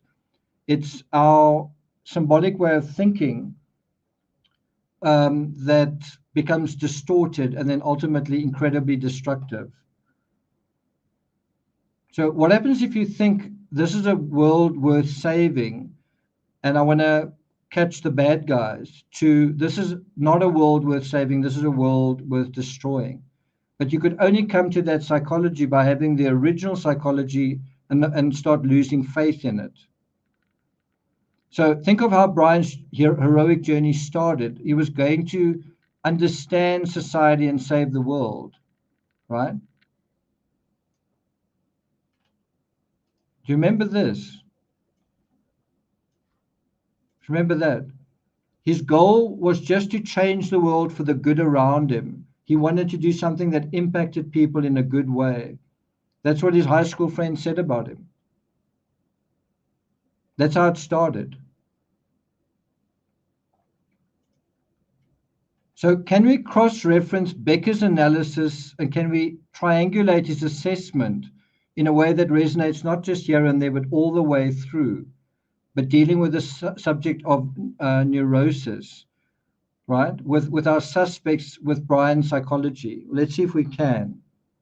So let's put that up on the screen. I don't know if that's the right, I think it's the right page. Okay, can you guys see that? So now his lecture begins, right? This is really the start of it. He says, neurosis has three interdependent aspects. In the first place, it refers to people who are having trouble living with the truth of existence. It is universal in this sense, so it's true of everyone. All of us are to some extent neurotics, because everybody has some trouble living with the truth of life and pays some vital ransom to that truth. And that is where you ask the question, to what extent is that true of Brian? Is Brian having trouble living with the truth of existence? Well, he was a heroin addict for 4 years. So really what we're asking is, was he having an unusual struggle with the struggle of his existence? Was he having a battle beyond the norm? Was his battle worse than yours or mine? Was his battle unusually tough, right? Well, we know he was a fat kid. We know he was humiliated. And you don't hear every day that a boy was chased away by girls. You don't really hear that. You don't hear that very often. He's saying that he wants to understand the world, suggests that he doesn't. Suggested that when he was bullied and took drugs, he didn't really understand the world. Everyone has trouble dealing with the trouble of the truth of life, but Brian was having particular difficulty. He's fat, he's being bullied, and he's smart enough to know that he's not getting the best deal. Then he's a vegan, and then he's harshly grading his kids, which led to a huge protest, and he's still alone. So can you see how we're connecting the beginning of his journey to how is he dealing with the reality of being a kind of a teacher? Well, he was grading his students, but grading them too harshly, and they got annoyed with him and didn't like him, right?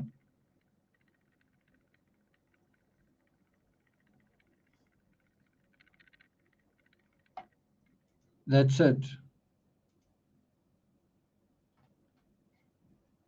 So that is the solution. Try and live on reality's terms. Well, what is not the solution? Well, I can't deal with reality, so I'll come up with a fantasy. I can't deal with the situation here. You know what? I actually think I'm going to kill these people. That's a fantasy scenario to solving my problem, because I can't deal with reality. Christine says, commonly neuroticism makes us hurt ourselves. Well, do you know how long Brian had been hurting? You could say he'd been hurting his whole life. You have the same thing with mass shooters. They commit their crime at the end of a long period of pain where they decide to take themselves out. But they've also got a gripe against society. Okay, and then it comes up to the second one. Can you see he says there, in the second place, neurosis is private because each person fashions his own peculiar stylistic reaction to life. Let's pause for a moment on that. Neurosis is private. So we imagined this crime would be public, didn't we? In other words, it was an obvious crime. We imagined that hoodie guy was not happy to be dumped, and so there was a very obvious mechanism.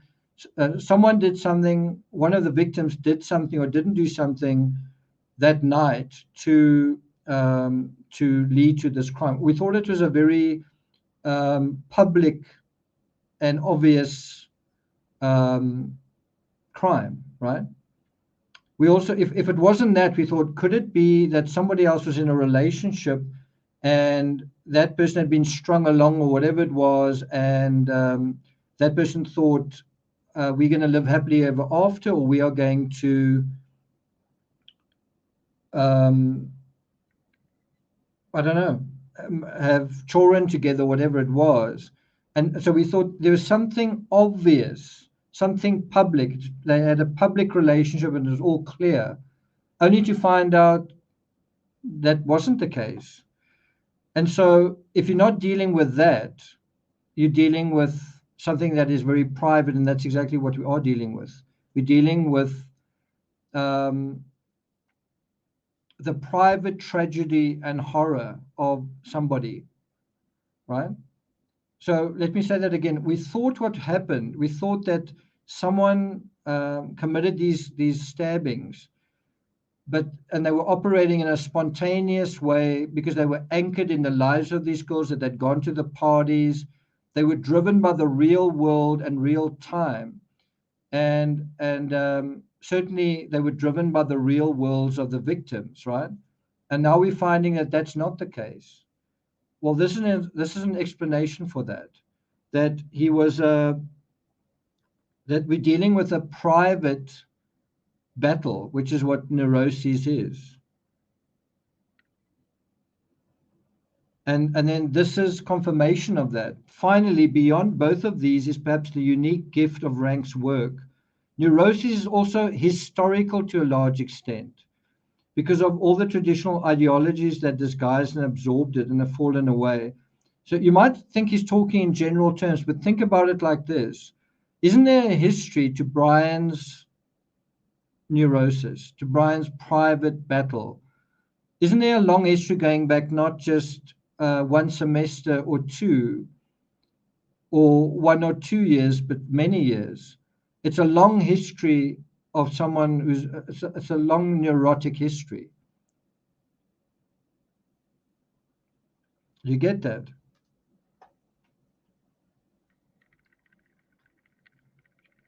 So neurosis is a private struggle, and it's also historical.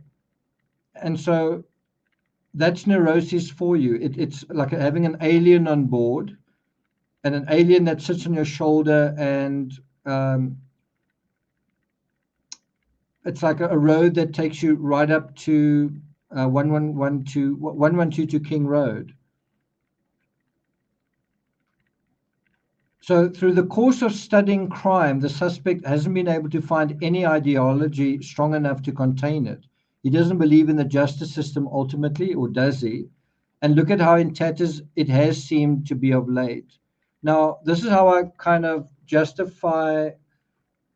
rationalize what I think is going on here. I think somewhere along the line actually lost his faith. He's studying criminology, and he actually along that journey, he actually lost his faith in the justice system, right? And I don't know about you, but I've lost my faith a bit in the justice system, just watching what has been going on. I've definitely had my faith dented. I definitely had it dented during the Depp versus Heard trial.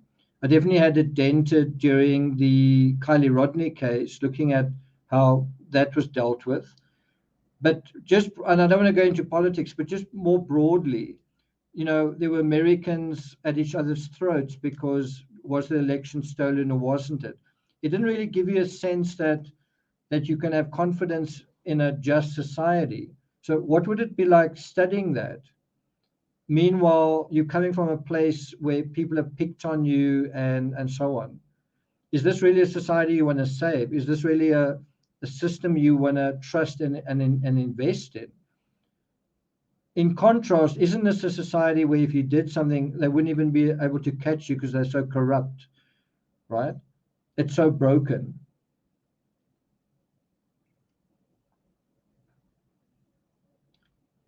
Yeah, I'm touching on a narrative about whether society feels just. It's not what position you take on it at all, right? I'm not trying to open that conversation up. So the point is, so let me put it on myself rather, if it's too hard to think about in a hypothetical. I started studying law, but I never became a lawyer because I didn't believe my country. I didn't feel like we were on a path to true justice myself. So I'll put that on myself. I was studying law, and I felt at that time, and I feel the same now, that I can't really have confidence in the thing that I want to achieve, which is to fight for justice, and then at the end of the day, you're going to really, really, truly, legitimately get there. And that's beyond the argument that even when a justice system works, can you really,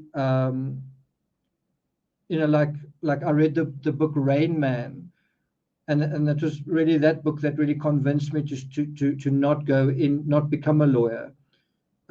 Because even when the system works, you nevertheless have all of these loopholes and all of that kind of thing.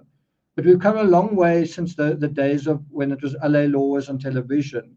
The justice system is kind of under threat, I think, at the moment.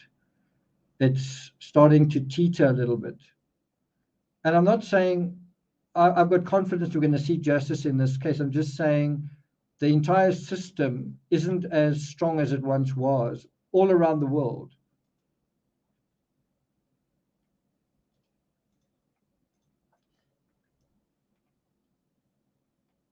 So having kind of introduced the whole thing as a concept, he now breaks it down, and now he defines the neurotic type, right? So he says, first, as a problem of personal character, right? The first thing about the neurotic type is we're dealing with a problem of personal character. Isn't that just a summary of the suspect here? That he was a character struggling in his own story, or a personal character with a problem.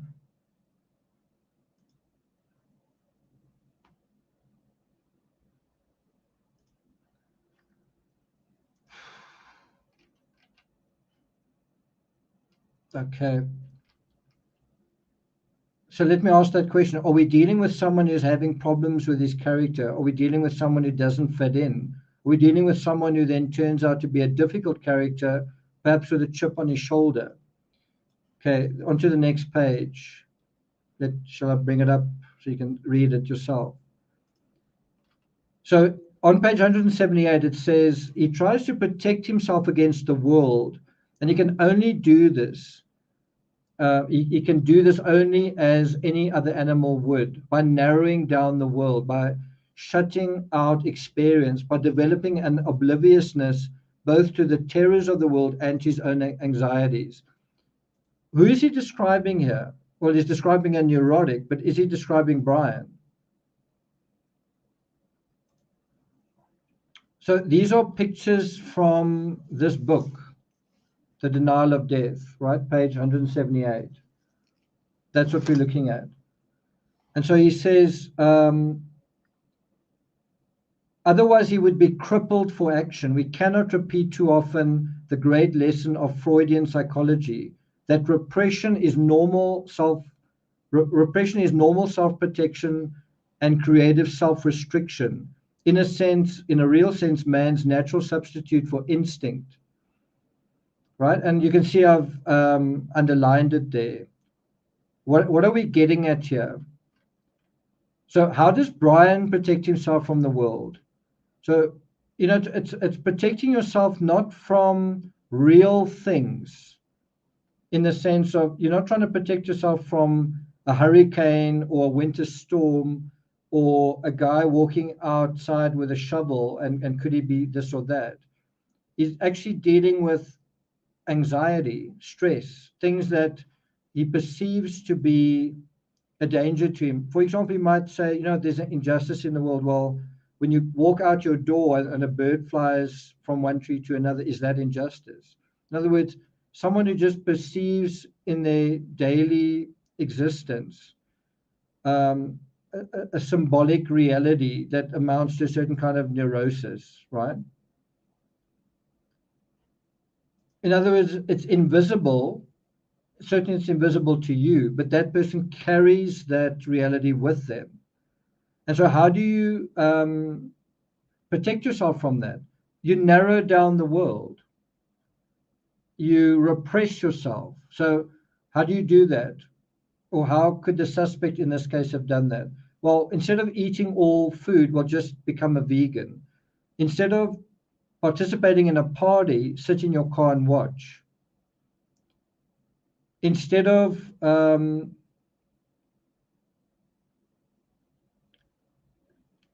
I don't know, studying something that is about life and animals or whatever, trying to deal with the living world. Let's deal with the dying world, killers and murderers and criminals. Instead of dealing with the light, let's deal with the darkness. So what he does is he closes himself off, right? So the big way that he does this, and you only get to this point by following Becker's lead.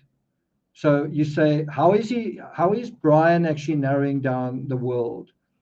You follow Becker's lead, and the answer is, well, by venturing down an academic theoretical experience of life. He didn't just study. He didn't like just study something and then he was done. He's still at university at 28 years of age. Think about Kaylee and Maddie. They're 21. They're ready to go out and live their lives, right? He is still on that same journey 7 years later. He's an academic. He's a theoretician, I guess, theoretician or whatever, theoretician. He wants a theoretical experience of life. He wants to use his intelligence to solve the problem of life. He doesn't really want to go out into the world itself, right?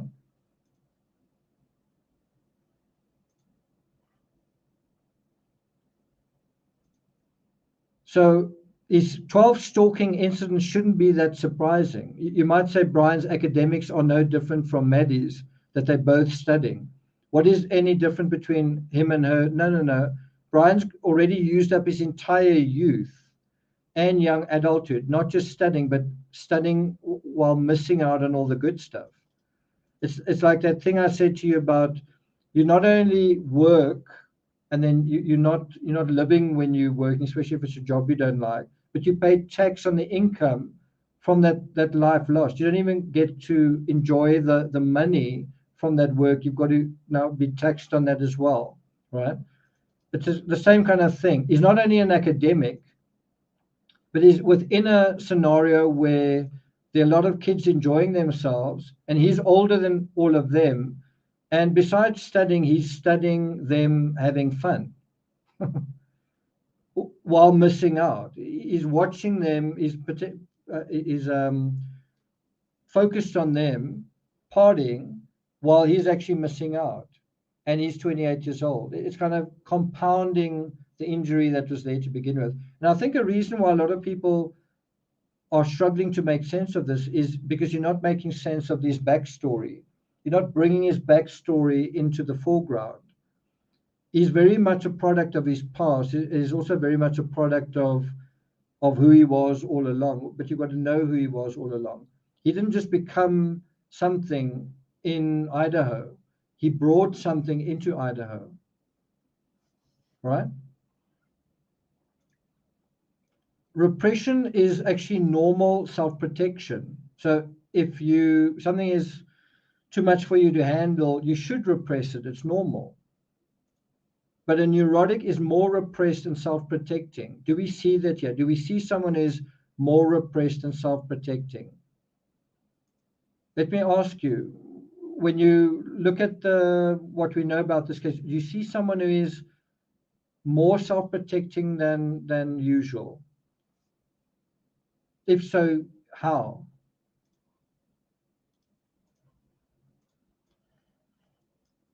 Well, this is from like a few days ago. This is not from his ancient past. This is from a few days ago. This is from People. Brian seemed really nervous. A police source who was involved in the process tells People that this is when he was taken into custody. He seemed really nervous. He was narrating to himself everything that was happening. At one point, he was saying something to himself like, I'm fine, this is okay. Like he was reassuring himself that this whole thing wasn't awful. Is that a bit of a surprise to you? I mean, isn't he supposed to be this psychopathic, embodiment of evil. Isn't that a bit of a surprise?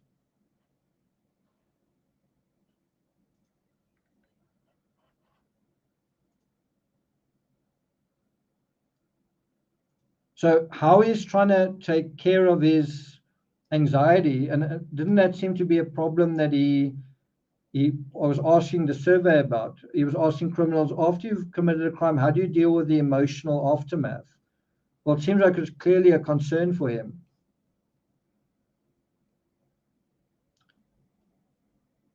Yeah, but if you say it's not a surprise, how can you imagine a person like that committing quadruple murder? Isn't he going to be nervous about that? He's nervous about being taken into custody, and he's narrating to himself, and he's saying, I'm fine, I'm fine. Well, how does that same person commit quadruple murder? How does he reassure himself that he's going to go into a house with 4 people and do something heinous? How does a nervous person do that?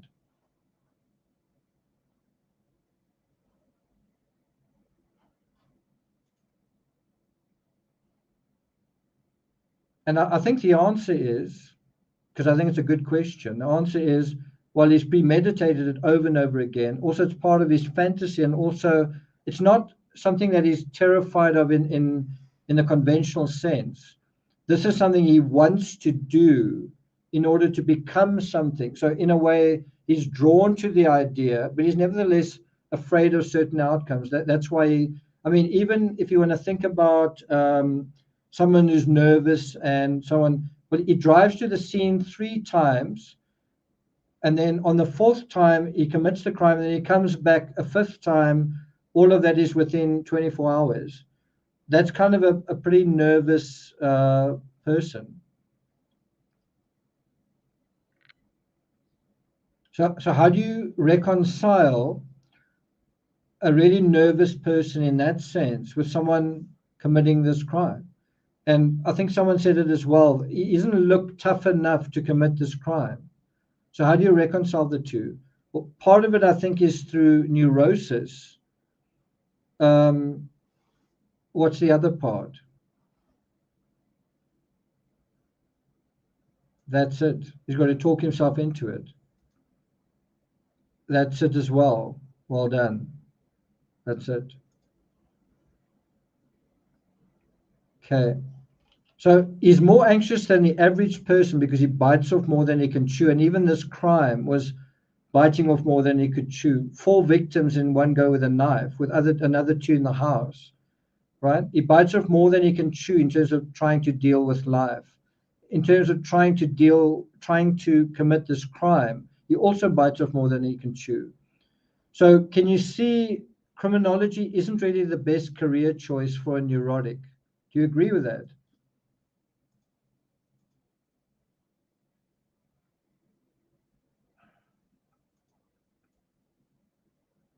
Julieta says, I can't reconcile the nervous person with a crime. Well, another possibility is that he took some other substance to calm his nerves. That's also possible. Okay, so let's continue. So some people have more trouble with their lives than others, right? Does that explain Brian vis-a-vis the visitors to the funhouse? If you just imagine that, some people have more trouble with their lives than others. So if you look at Brian sitting in his car, is he having more trouble in his life than the kids going to the funhouse?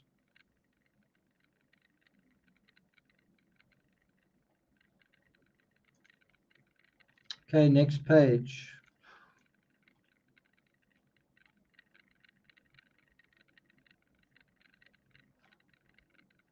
It talks about familiar miscarriages about reality, obsessions and compulsions. Can you guys see those words? Is discussing the aspects of a neurotic, right? Obsessions and compulsions too much narrowing down of the world for action. I mean, isn't that what stalking is, right? The person gets stuck in the narrowness.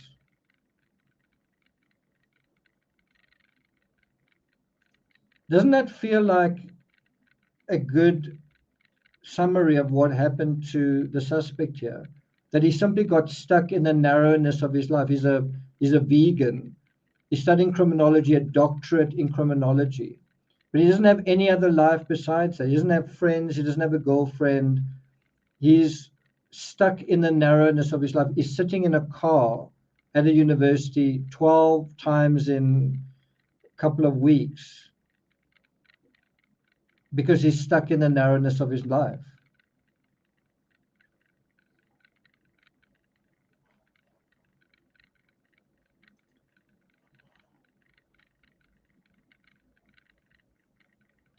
And a way of describing how extreme this is, Becker says, you can have someone who's got a sort of an obsessive compulsive thing about them. And it might be that they wash their hands excessively. Someone may have come out of this pandemic and they wash their hands really obsessively, right? They become germaphobes or something.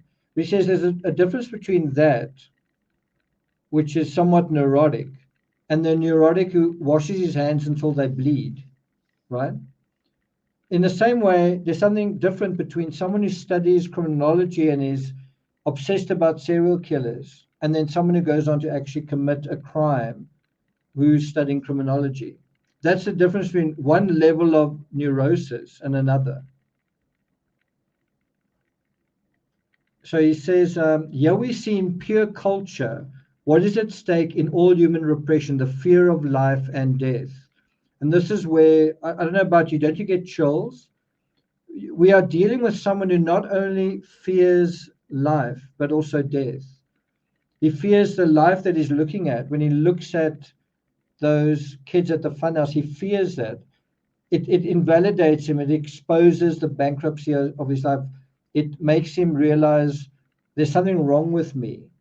There's some insufficiency that I can't get over. I cannot deal with the trouble of the world, with the trouble of life. I can't overcome it. I'm overwhelmed by it, right? That's the fear of life. The fear of death is his own fear of his own grinding insufficiency, his own insignificance. Although he's almost a doctor, he doesn't really have any social power. He doesn't really have any agency.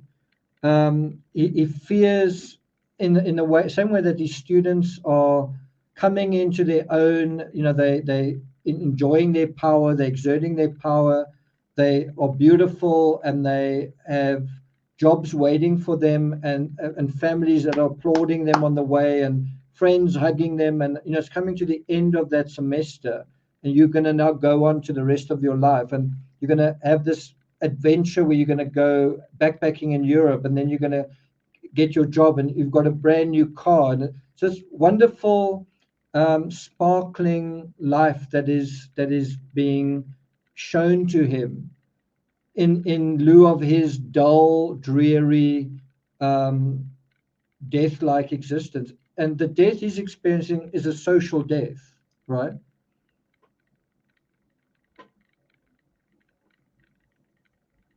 And so that is how he's repressing himself, but he wants to come out of that repression. He's becoming smaller and smaller and smaller, and he wants to break out of that shell, a shell that he's created for himself, this protective shell. How does he do that?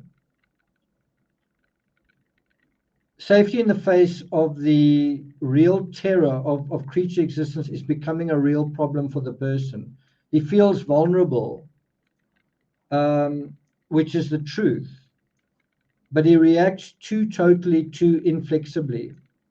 So isn't that an amazing description once again? He feels vulnerable to what he's seeing, and that's the truth. He knows he's vulnerable. He knows that he feels scared and intimidated by it. He knows he's discomforted by it, by their joy, by their happiness. But then how does he react to that? Too totally, by stalking, too inflexibly. What can be more inflexible than, I don't like what I'm seeing, so I'm going to kill you, right? It says here, he fears going out in the street or up in elevators or into transportation of any kind.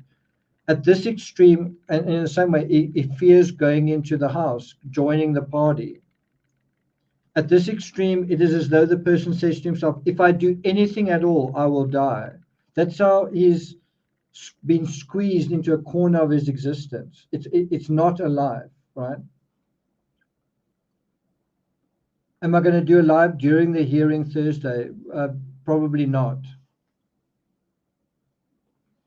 Okay, Timmy, come.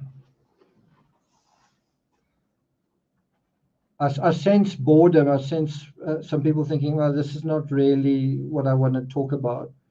Anyway, it says, we can see that the symptom is an attempt to live, an attempt to unblock action and keep the world safe. The fear of life and death is encapsulated in the symptom. This is something you've really got to read through a couple of times to kind of get the gist of it. Becca is definitely someone you've got to read through a couple of times. Is it interesting? Okay. Cool. Okay. So now let's go on to the next part.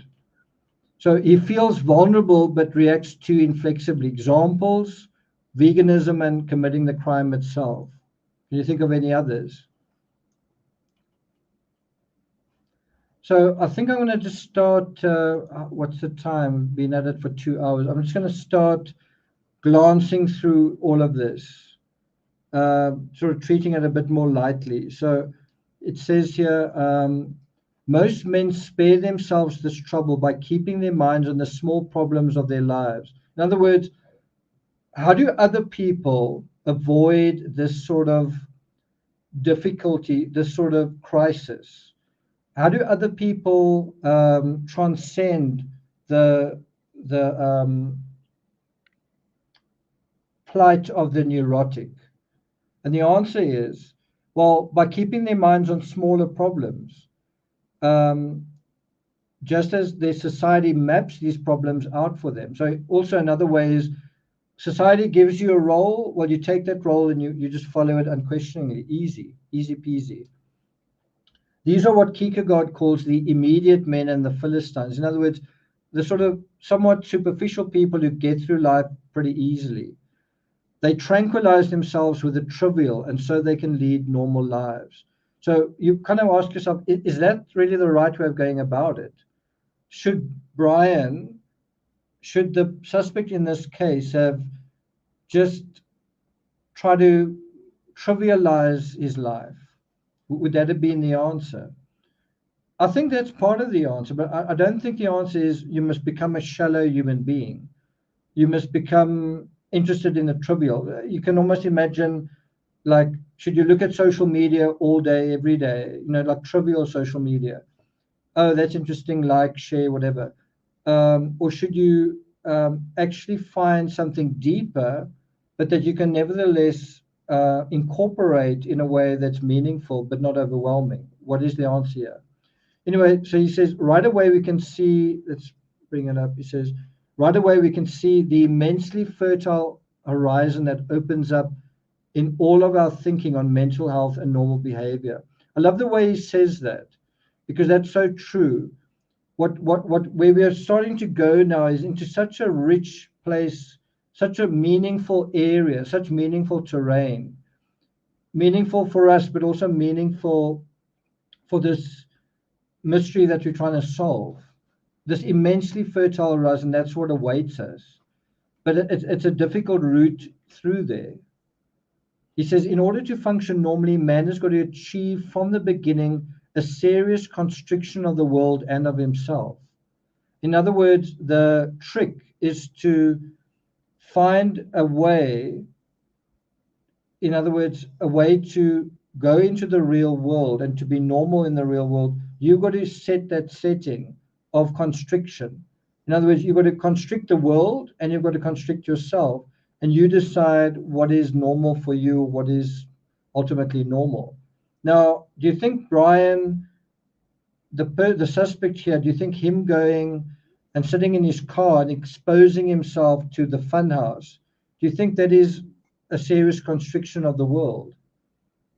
Or do you think that is almost putting a boa constrictor around his own world and saying, that's their world, well, compare that to yours?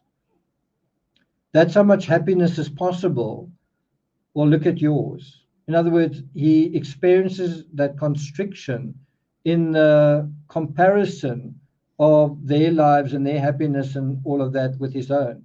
But what I'm trying to say is just this idea of sitting in a car and stalking, right? If he's going to make the world easier to live in, do you think what he's doing is he's constricting the world or doing the opposite? He's being or allowing himself to be overwhelmed by it. What do you think? Yeah, that's absolutely right. He's pouring salt into the wound, but we can't stop. He's got this obsessive compulsive fixation, and he wants to pour more and more salt, but at the same time, something is coming out the other side.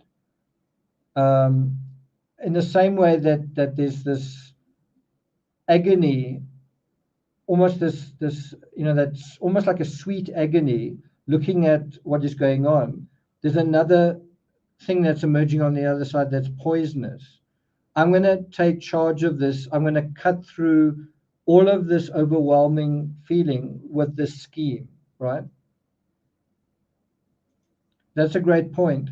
Is there really evil, or are there just people that don't adapt very well to the world, that don't cope? Did you do something evil, or did you just struggle to cope with something? Then he goes on to say, what we call neurosis enters precisely at this point. Some people have more trouble with their lives than others. I don't know if that should be lives or if it is lies, but it could be lies. People have more trouble with their fictions, their fictional approach than others. The world is too much with them, and the techniques that they've developed for holding it at bay and cutting it down to size finally begin to choke the person himself. This is neurosis in a nutshell. The miscarriage, so it is lies. The miscarriage of clumsy lies about reality. Doesn't that sound like this could be what we're dealing with? Think about someone who's always on his own, who's lonely, who doesn't have a girlfriend, didn't have one at school, doesn't have one at university, doesn't have many friends, someone who was a drug addict for 4 years, and then thinks he can save the world by studying criminology, and it ends up not being that, but a miscarriage of clumsy lies, because he's lost faith in that old system anyway. And so his whole life feels like a miscarriage of clumsy lies about reality. He feels like, I don't know what reality is, or I don't really belong to this world.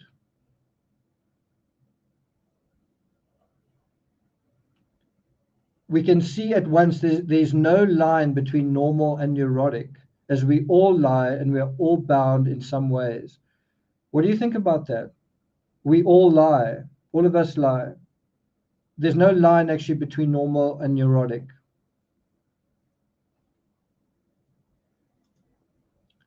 Now, what's going on here is a slightly different approach to he's evil. He's an evil psychopath. Now, it's maybe what's going on here is a situation common to the perpetrator, to the victims, and to us. Maybe it's actually something going on in society we want to pay attention to. I think so. Yeah, that's a good point. Okay, so think about that refusal of reality. Instead of talks, he stalks. Instead of being with people, he refuses to be with them. He's up at night, and that's what he does. The refusal of reality started with the heroin in high school, but continued through this academic experience of life. Are you starting to feel like you're getting quite an intimate feeling of this person's mind? It's not just a little tick over here and a tick over there. You're starting to actually feel the fires that are burning inside of him.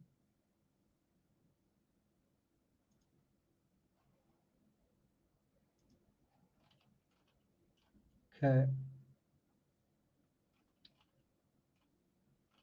Um, so here's another page. It says here, guilt is the bind that man experiences when he is humbled and stopped in ways that he does not understand. Right? Now think about those words. How is Brian humbled and stopped? Well, if someone says you're fat, well, then you're not attractive, I guess. If you go to a restaurant and you flirt and they say, get away from me, creep, and this happened just a few weeks ago. This isn't like going back into ancient history. They treated him like a creep when he's in high school, and they treated him like a creep a couple of weeks ago. So when you are humbled and stopped in ways that you don't understand, when you are overshadowed in your energies by the world, you feel guilt. You feel like, and you know what he means by that? It's that feeling that I'm not living. It's a feeling of unlived life that gives you a feeling of guilt, right? That's certainly the way that Becker describes it. It's not the way that we are used to understanding the word guilt. We tend to think about the word guilt where you committed a crime, you took away someone else's life, so you are guilty. He's talking about self-guilt, where because you are not living, because you are a living organism and you are supposed to do certain things. You're supposed to have certain experiences. You're supposed to interact with people and have a certain baseline of enjoyment and difficulty. You are feeling guilt because that baseline isn't where it's supposed to be. And so if you're not having any joy in your life, not having any of that, that's the guilt that he's feeling. It's in a way a healthy feeling, but the way that he interprets it isn't healthy. The way that he applies it isn't healthy. Also, how does it feel when you approach someone and they call you a creep? Part of you feels guilty in the sense that, yeah, I am a creep. But who's made me the creep? Right? It's that kind of situation. I'm supposed to meet girls, but why can't I? Right?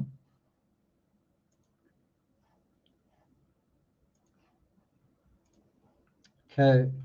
So is he overshadowed? It says here, what does it say? Guilt is the bind that the man experiences when he's humbled and stopped in ways that he doesn't understand, when he's overshadowed in his energies by the world. Is this guy overshadowed? Like, think about, is studying criminology, right? He's studying crimes in the world. Does he eventually become overshadowed in his energies by the world that he's encountering around him? Even the students that he's with are like, you are a bit of a jerk, you grade us too harshly. And so he can't understand his world, and he's being overshadowed by everything that's around him. Is he overshadowed by, does the funhouse and the folks in it, do they overshadow him and his lifeless life?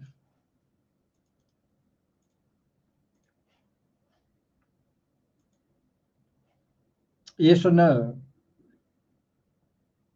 And the important thing is, absolutely, as Pharaoh says, does he feel overshadowed? Not do you think he should feel overshadowed, or would you feel overshadowed? Does he feel overshadowed?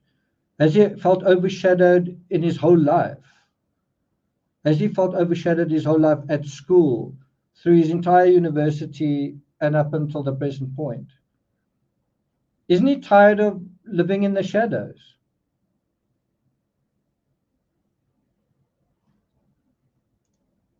So here's another page. I think some of them are kind of out of order. So let me bring it up here. The ironic thing about the narrowing down of neurosis is that the person seeks to avoid death, is trying to make his life better, but he does it by killing off so much of himself and so large a spectrum of his action world that he is actually isolating and diminishing himself and becomes as though dead. Powerful, isn't it? Is that a description of the person we're talking about here? Is that a very incisive description? The person tries to narrow down his own neurosis, and he does it by killing off so much of himself and so large a spectrum of his action world that he's actually isolating and diminishing himself and becomes as though dead. Now think about those words and actually committing a particular crime. Think about those words and someone who's within a kind of fraternity of students. He's a student himself, who then is up at night all the time, and he gets so caught up in a fantasy world that he eventually kills off himself to this subject matter that he's supposedly trying to teach and trying to share. He's killed off so much of himself that he's actually a fraud. He's not actually a teacher of criminology. He's a criminal in the making. And as a result of what's going on, he becomes isolating of himself and diminishing. This person becomes diminishing, and it's as though he's dead. It's a social death, but it's as though he's dead. He has no friends and no nothing. There's nothing good going on in his life. There's no color, no vitality, no fun, no happiness, no love. Then he says, there's just no way for the living creature to avoid life and death. And it is probably poetic justice that if he tries too hard to do so, he destroys himself. In other words, if he tries too hard to avoid life, he destroys himself. If he tries too hard to avoid death, he destroys himself. And what has happened in this story? Someone who has destroyed himself. Someone who has destroyed this hope of saving the world and doing good. That person has destroyed himself. He goes on to say, we still haven't exhausted the range of behaviors that we can call neurotic. Another way of approaching neurosis is from the opposite end of the problem. And I don't think we're going to go into that just yet. So has he killed off so much of himself? Well, think about just becoming a vegetarian. I can only eat in these restaurants. I can't eat these foods. I can't eat with these people. I can't eat food that's been cooked in a pan that had meat in it. I can't tolerate LGBTQ. That was another thing.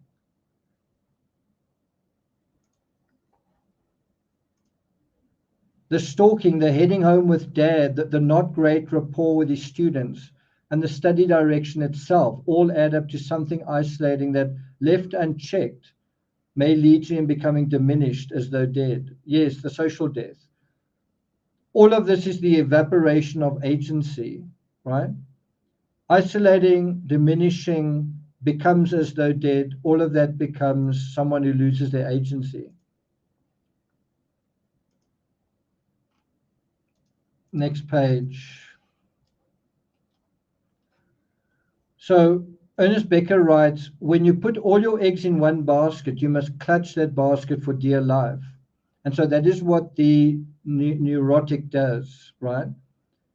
He says, we might say that the symptom itself represents the locus of the performance of heroism. No wonder that one cannot give it up. That would release all by itself the whole flood of terror that one is trying to deny and overcome. When you put all of your eggs in one basket, you must clutch that basket for dear life. It is as though we were to take the whole world and fuse it into a single object or a single fear. We immediately recognize this as the same creative dynamic that the person uses in transference, when he fuses all the terror and majesty of creation in the transference object. This is what Rank meant when he said that neurosis represents creative power gone astray and confused, right? Remember what we said. It's this idea of aspiration, you're aspiring to do good. It's a kind of a creative thing. You know, I want to go into the world and I want to whatever, right? I want to study criminology. I want to catch these people.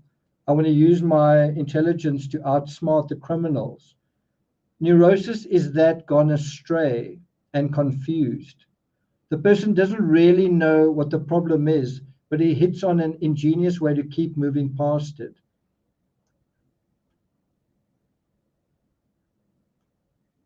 Okay. So he puts all of his eggs in the criminology basket and the basket that says he's so smart. And so because he lives by that sword, he also dies by it. He's got to now prove that he can commit a crime and look how smart I am. It's just the other side of the sword. He must now prove how smart he is, this time in the theater of criminology, in which he's the mastermind. It's once again proving, it's on the one stage, he's teaching students how smart he is about criminology. Well, now this is another way of doing that. It's the whole thing, what confused, where is it?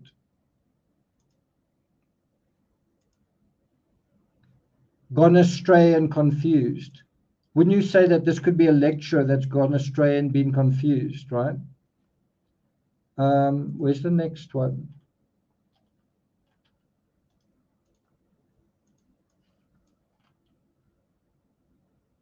So he talks about here, he says, we saw that these people feel their isolation, their individuality, right? Neurotics feel how different they are to others. They feel it's not just a little, like, it's quite cute that you're so different. They feel very much exposed. They feel lonely. They feel like they're on their own. They feel that there's something so distinct about them that it puts other people off. I don't like your hook nose. I don't like, what is it? I don't like your attitude or whatever it is. But their individuality isn't a positive thing. Other people experience it as creepy or annoying or whatever it is.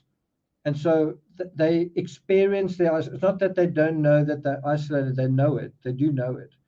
They don't, it's not that they don't know they are very different to other people, they do know it.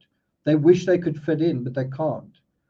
They stick out, they are less built into normal society.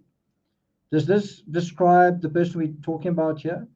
Less securely programmed for automatic cultural action. Think about the kids at the funhouse going to the party, the noise complaints.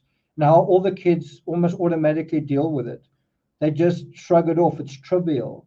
They don't really take it seriously, right?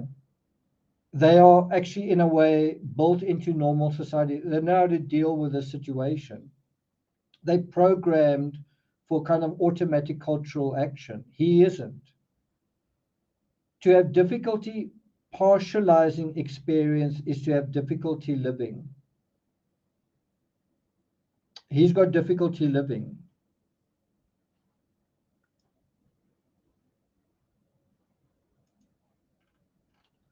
He tries too hard to avoid life, and so he destroys himself. So if you think about those words, think of them both in a literal and a, sort of figurative sense, right?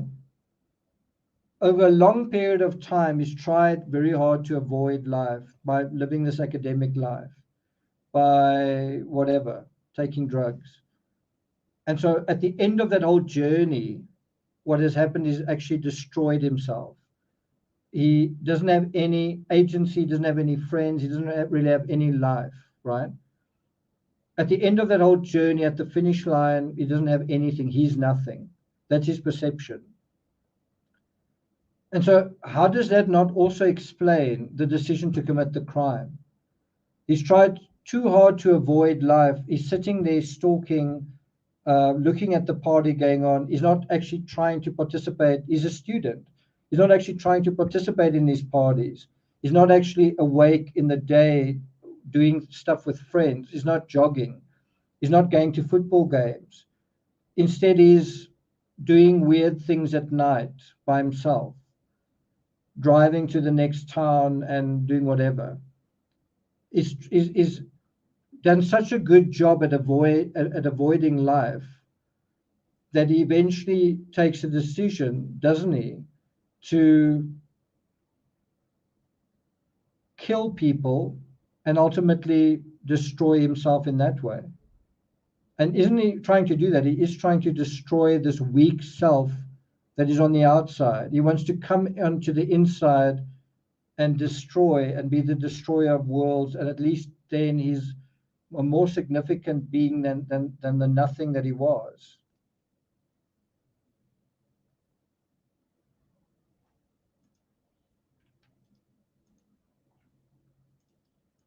I wish my dog wasn't sitting on my arm, because then I could properly open the book and read this. So now we're on page 180. Can you see I've written there, bafflement or systems of control? Those are his options. To live in, Daniel, welcome. To live in a state of bafflement at the world, or try and establish systems of control. That's the, those are the prerogatives of the neurotic. To be confused or to seize control. To be confused by these kids partying, and it's I don't know what they're doing, but I don't know how they manage to be so happy. Or do I try and take control of the situation? Timmy's fine is more fine than I am. So it says here, more sensational are those other familiar miscarriages about reality, what we call obsessions and compulsions, phobias of all kinds. We see a person who gets stuck in the narrowness. What is at stake is the fear of life and death. And so over here, we can see that the symptom is an attempt to live, an attempt to unblock action and keep the world safe. The fear of life and death is encapsulated in the symptom. And the symptom here is study of criminology. If you feel vulnerable, it is because you feel bad and inferior. If he's sitting there watching those kids partying and having fun, and he feels vulnerable, it's because he feels inferior to them, because he felt bad to begin with. It didn't start there, it came from somewhere else. And then this is so interesting. He says, so you feel vulnerable because you feel bad and inferior, not big or strong enough to face up to the terrors of the universe. And I think the crime was an attempt to try to, in his equation, in his criminal calculus, become big and strong enough to face up to the terrors of the universe. In his equation, to not feel bad anymore or inferior anymore, but to feel good and superior by breaking in there and facing up to his fears and destroying them, destroying the embodiment of his fears. Not just hurting them and not just scaring them, destroying them, because they've destroyed him. You work out your need for perfection, bigness, invulnerability in the symptom. And this is really important to figure out. What is the symptom here? Well, isn't it the criminology? So he's working out his need for perfection within the criminology space. And so how does he see the perfect representation of that? Well, to commit the perfect crime, to become the criminal, but to outsmart everyone in the process of doing that. That is the sick version of washing your hands so much that your hands eventually bleed. It doesn't make sense unless you are so neurotic that there is no turning back, that you've got to keep taking things too far. Timmy, I'm going to put you down. Sorry.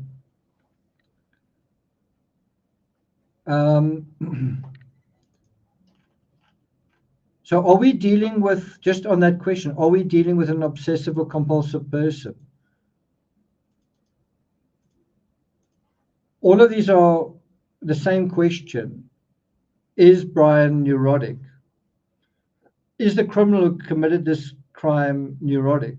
Is the criminal who murdered 4 people with a knife and seemed to make a mess of it? He left his knife sheath behind. He bumped into someone on the way out. Neurotic? Was it such a smoothly calculated and executed crime, or did he make a mess out of it? I mean, in other words, was the crime itself expressing a nervous idiot, or was it showing a cool, calculated psychopath?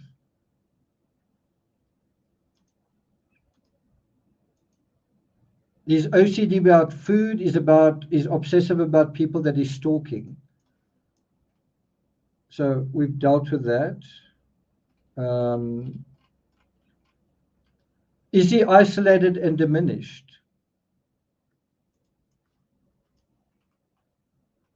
I think we've dealt with that page as well. Really good. So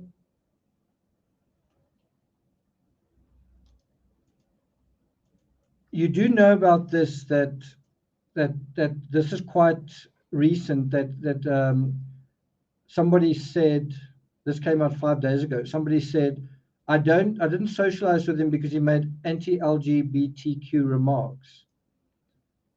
That's also someone who's trying to narrow their thing, right?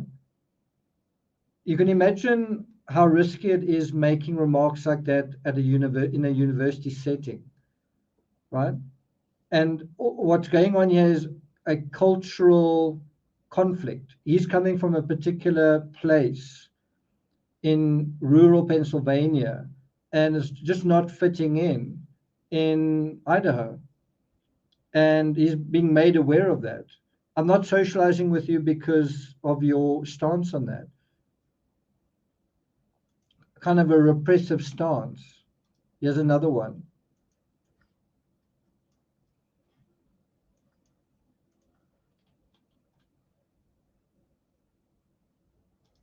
He was making inappropriate remarks to female staff. And he's being described as creepy. I don't know why the date on here is the date that they've given, but anyway. Creepy suspect Brian Koberger.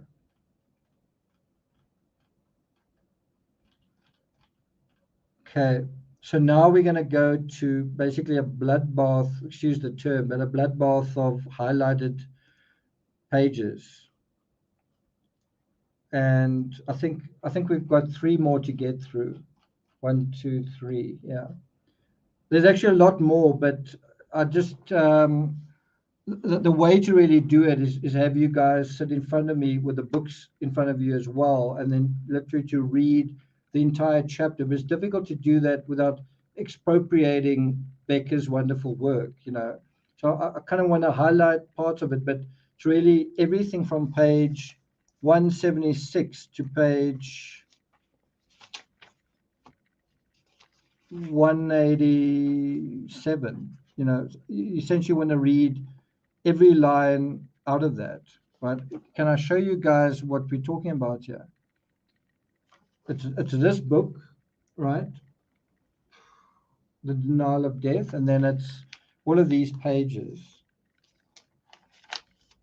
Look at all of that underlining and notes, especially that, and that, and that, and so on and so on. So it's quite hard to do justice to that in this format, I find.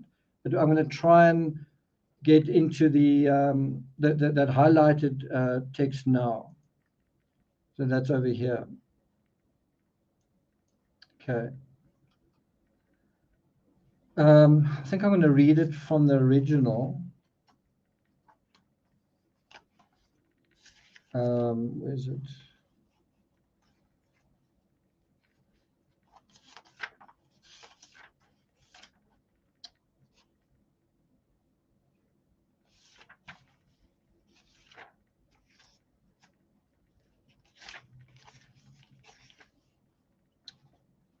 $160.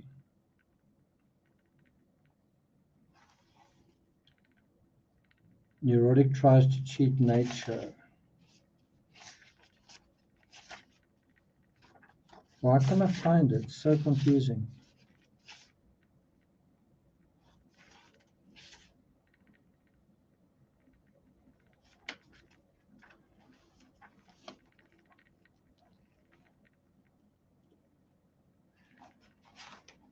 Sorry about this. See, that is what's so hard about going from the script that I prepared here to this.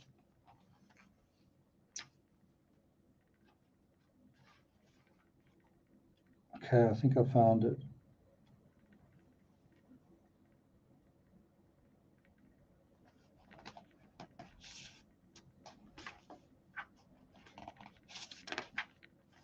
Sorry, please bear with me. Is this the page? Looks like it.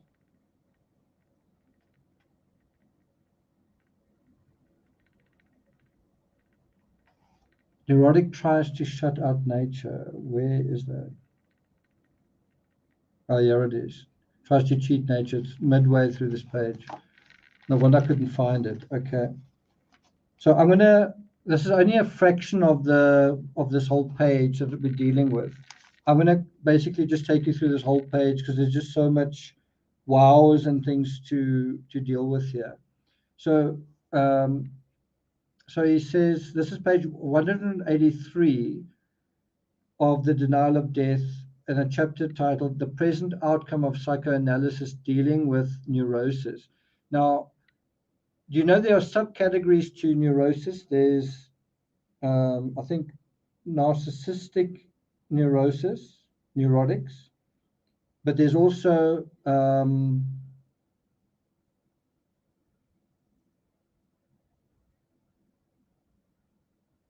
psychosis and so on. And so the question is, are we dealing with a narcissistic neurosis here? I want to be seen for my intelligence, but I'm neurotic at the same time. So let me read this. At its extreme, this describes the schizoid type par excellence. Classically, this state was called the narcissistic neurosis or psychosis. The psychotic is the one who cannot shut out the world. It's like almost someone who hears voices, right? You had that issue with Brian when he was at school, voices in his head,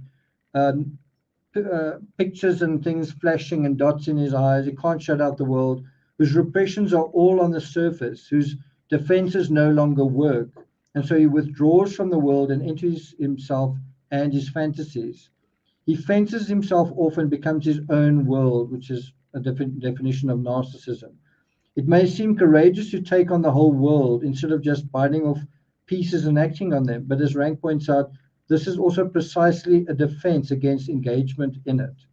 That to me is such an incredible statement, and it makes me think about myself when I read that. Let me read that again. It may seem courageous to take in the whole world instead of just biting off pieces and acting on them. But as Rank points out, this is precisely a defense against engagement in it. So this idea of I'm going to take on the world is actually another way of saying, well, I'm actually going to avoid dealing with the world, right? This whole idea of mission and being some hero on a quest is totally different than someone who just gets a job and gets on with it. This whole symbolic idea of taking the world by storm is actually you're not engaging with the world, right? So I think Rank writes the following. He says, this apparent egocentricity originally is just a defense mechanism against the danger of reality. The neurotic seeks to complete his ego constantly without paying for it. That's really important to emphasize. the neurotic is trying to get a kind of ego stroking without paying for it, without taking the risks, without the effort that is actually supposed to put in. Interesting, isn't it? Think about a drug addict who wants to feel nice, but he doesn't want to pay the proper price for those feelings. Anyway, and so I've highlighted this in yellow. To live is to engage in experience, at least partly on the terms of the experience itself. One has to stick his neck out in the action without any guarantees about satisfaction or safety. Brian can't do that. He can't stick his neck out. He's been too burned during high school. And when he does stick his neck out, he doesn't know how to do it. When he's in a restaurant, he flirts with the waitresses. Like, in other words, he doesn't know how to stick his neck out appropriately.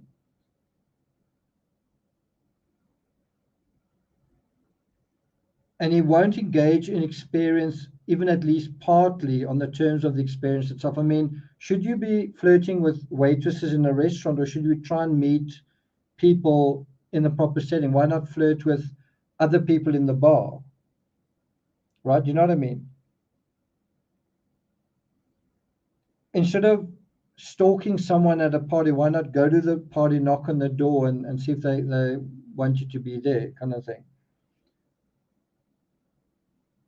Instead of being a student, he wants to rise above all the students and be something else. He is not engaging in the experience on the terms of the experience itself. One never knows how it will come out or how silly he will look, but the neurotic type wants those guarantees. And that's why you can see how a neurotic person committed this crime. They stalked the heck out of the place. He went to the crime scene 5 times on the day that the crime was committed. That's pretty neurotic in itself. He doesn't want to risk his self-image. Rank calls this very aptly the self-willed overvaluation of self, whereby the neurotic tries to cheat nature. He won't pay the price that nature wants of him, to age, to fall ill, to be injured and die. Instead of living experience, he ideates it. Instead of arranging it in action, he works it all out in his head. And I think that also tells you a lot about the criminal here.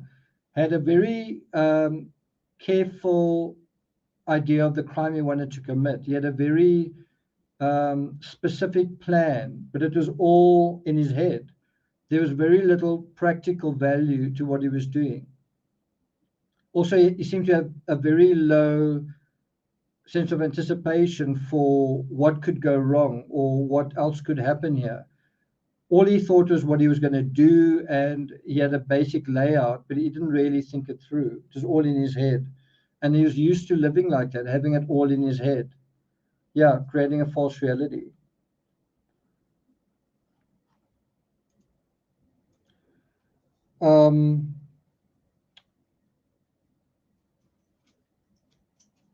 We can see that neurosis is par excellence the danger of a symbolic animal whose body is a problem to him.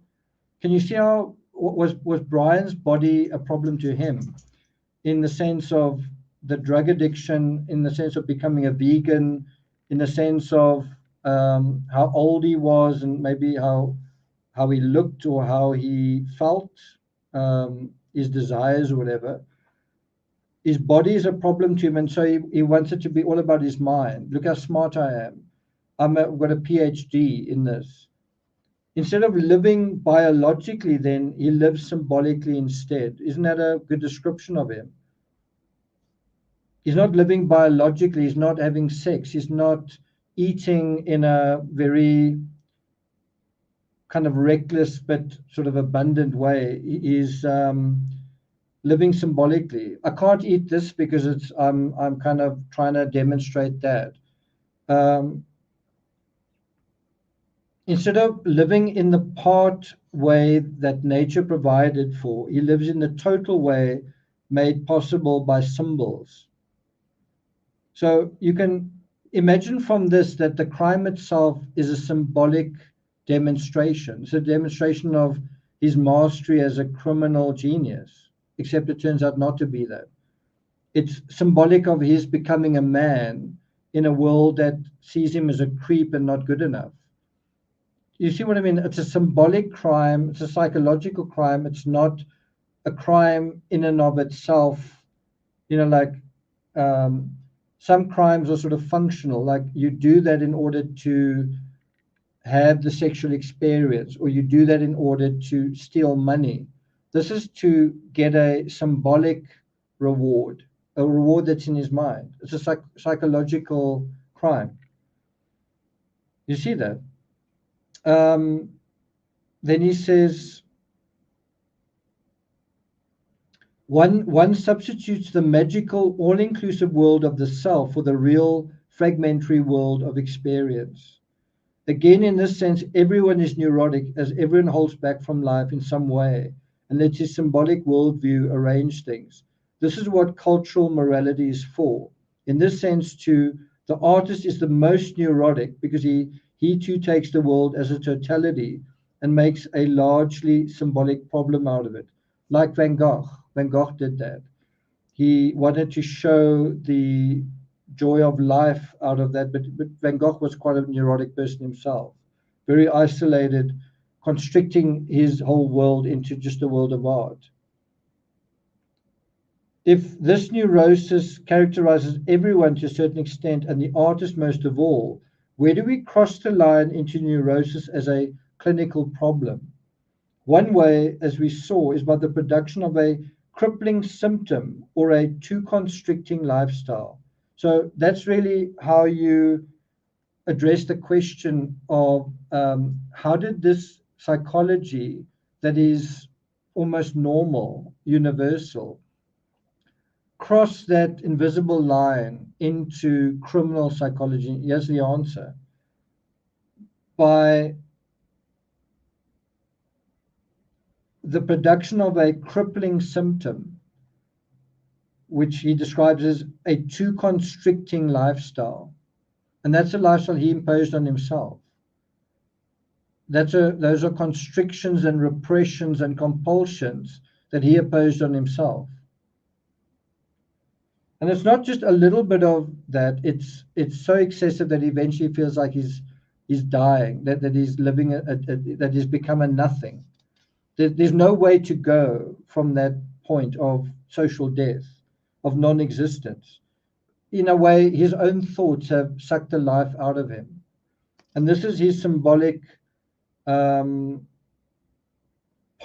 his symbolic salvation out of that self-imposed asylum. That I guess he blames these kids for being so happy. So if he takes that away, it can give him some happiness himself, some sense of agency, but within a sadistic psychology. That, oh, I actually know I can feel pleasure in the context of your pain. I know I can feel agency in the context of taking yours away. It's a transactional thing. And it's probably something that he's learned the other way around, that someone has laughed and become part of a group at his expense by ostracizing him, by separating him, by isolating him. Another group has found itself forming. Do you like Brian? No. Oh, I don't either. Come, let's go and play together. You know, that kind of thing. So page 184, the person has tried to cheat nature by restricting his experience, but he remains sensitive to the terror of life at some level of his awareness. Going a bit further down, the answers that he takes in the world, but instead of being oppressed by it, he reworks it in his own personality and recreates it in the work of art. That, I think, is what this crime is. That he decides at some point, instead of being oppressed by these things that I see, instead of being intimidated and frightened and terrified by your happiness and your all of the things going on in your life that I don't have, all the love, all the excitement, all the opportunity, all the color, all fun. Instead of being oppressed by it, he reworks it in his own personality, within his own personality. So it's a personality of repression, self-destruction, and he recreates it in the work of art. And so while he's studying criminal psychology or criminology, he recreates this situation, and what does he do? He turns it into a crime, where he's going to emerge from that the hero. Their destruction is his resurrection. We might say, this is midway through page 184, we might say that both the artist and the neurotic bite off more than they can chew, but the artist spews it back out again and chews it over in an objectified way as an external active work project. The neurotic exhausts himself not only in self-preoccupations like hypochondriacal fears, and it does seem like a lot of the Tapper talk, a lot of the substance of the Tapper talk things, it seems like hypochondria, doesn't it? He seems like he's worried about every affliction. So he's preoccupied by hypochondria and all sorts of fantasies. You can also understand, to some extent, someone who is afraid of everything goes on like a health thing and becomes a vegan as well. That's part of their hypochondria. I don't want to get sick or whatever it is. He gets caught in self-preoccupations, but also in others. He gets caught up in others. Those around him on whom he is dependent become his therapeutic work project. Isn't that exactly what the funhouse became? He takes out his subjective problems on them. Isn't that what this crime was? Taking out his subjective problems on them, these people he'd been looking at for so long. But people are not clay to be molded. They have needs and counterwills of their own. The neurotic's frustration as a failed artist can't be remedied by anything but an objective creative work of his own. Another way of looking at it is to say that the more totally one takes in the world as a problem, the more inferior or bad one is going to feel inside of oneself.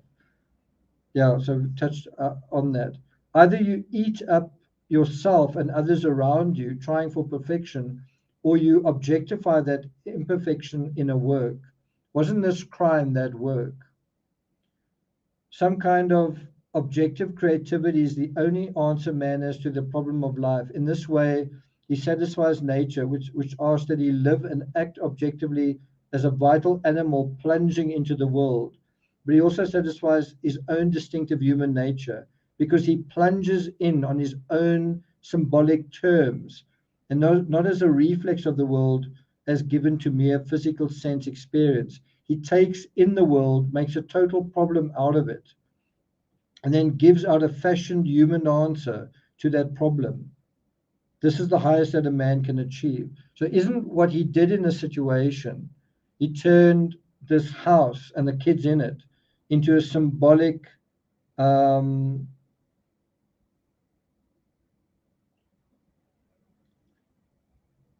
of problem, I guess. He turned it into a symbol that he was going to be the solution to that symbolic problem.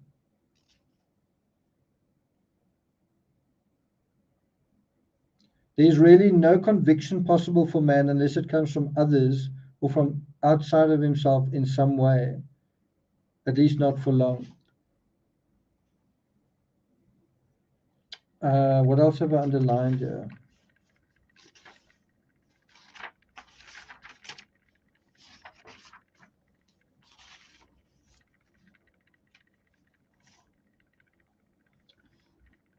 I think there's one page left to go, then we're done.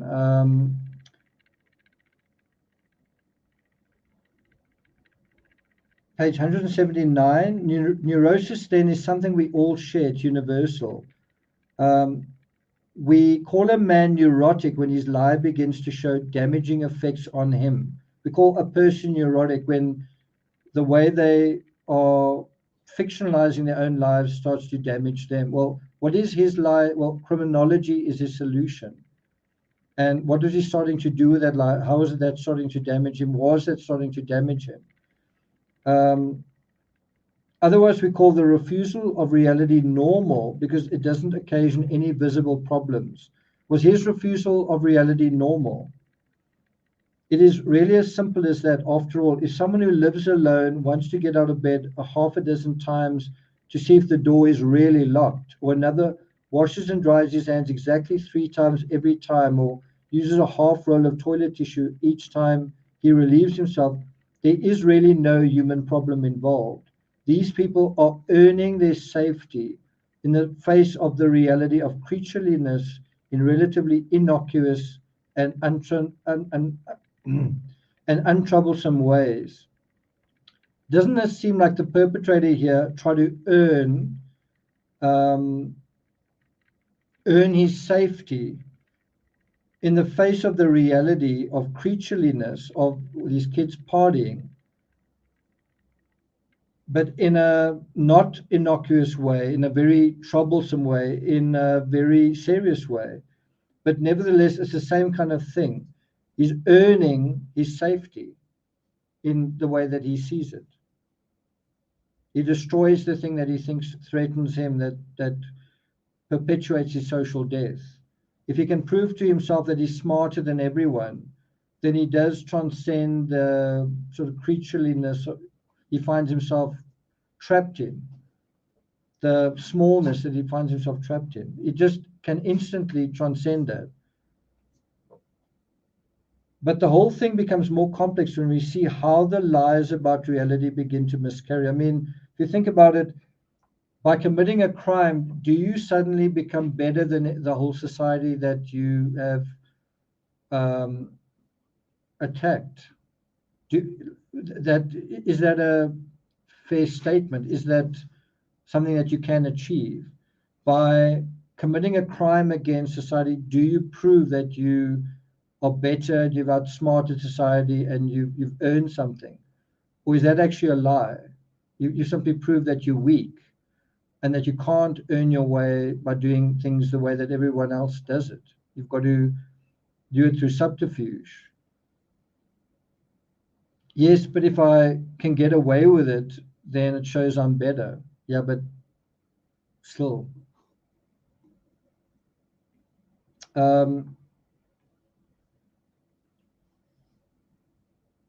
So he says, the whole thing becomes more complex when we begin to see how the lies about reality begin to miscarry. So somewhere along the line, and it's what I say always, not all liars are murderers, but all murderers are liars. And that they can't tell the truth about their own realities. And that's the situation we seem to have here. The lies about reality begin to miscarry. This is a lie about the reality of criminology, becomes a miscarriage of that. Then we have to begin to apply the label neurotic, and there are any number of occasions for this from many ranges of human experience. Generally speaking, we call neurotic any lifestyle that begins to constrict too much, that prevents free forward momentum, that prevents new choices and growth that a person may want and need. Now, if you think about this, if you think about the perpetrator here as a force of, as a neurotic force, as a sort of destructive neurotic force, just that. You take away the person, the face, and all it is the sort of neurotic cloud of destructive energy. And what is its job? To prevent free forward momentum, to stop new choices, to prevent growth that a person may want and need. And think about what actually happened in the commission of this crime. 4 young lives, 2 of them were about to leave and live happily ever after, to go on to other places, to go into jobs, to sort of spread their wings in terms of friendships and relationships and their lives. Well, the neurotic wants to prevent that in their lives just as he's prevented it in his own life. You see that?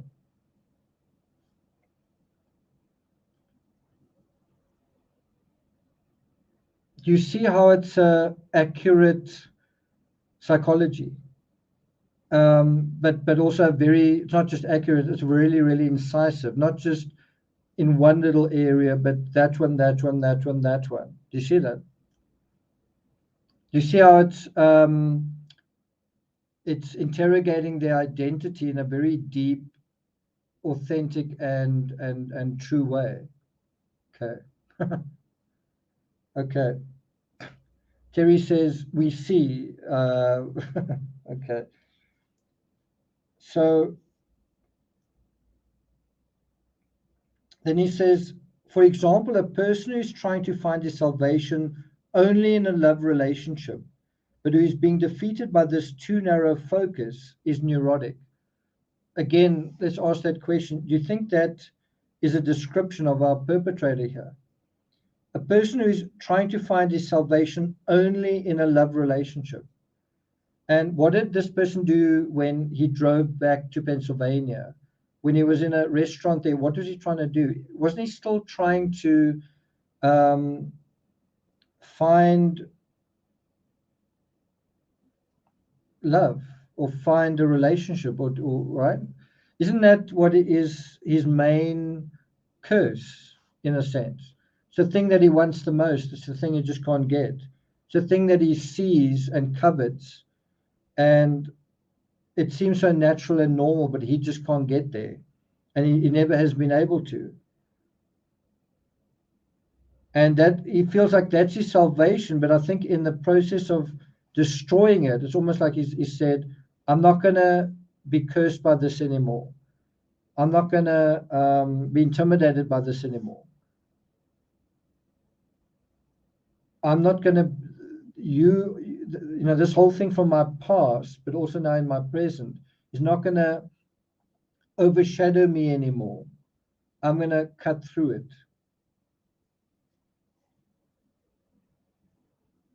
So for a person who's trying to find his salvation only in a love relationship, but is being defeated by this too narrow focus, is a neurotic. He can become overly passive and dependent, fearful of venturing out on his own, of making his life without his partner, no matter how that partner treats him.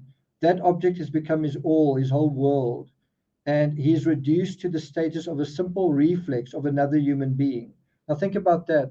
This person stalking the funhouse, has he somehow been reduced to a reflex, a simple reflex of other human beings? He simply sees them and feels a certain way. This type frequently looks for clinical help. He feels stuck in his narrow horizon, needs his particular beyond, but fears moving past it. And I must say, that was such a big wow reading this, is what's happening now isn't just this person that is stuck in his situation studying what he's studying. It's also seeing other kids that aren't stuck, that move fluidly and happily and joyfully, and that they are about to go on to their happily ever after. They are moving on to the great beyond, and he's not, and he doesn't want to, and he can't. He can't get beyond being an academic, being at the university level. He can't do that thing where you leave school, where you leave the classroom, where you go out into the real world. Meanwhile, around him, kids are doing that all the time.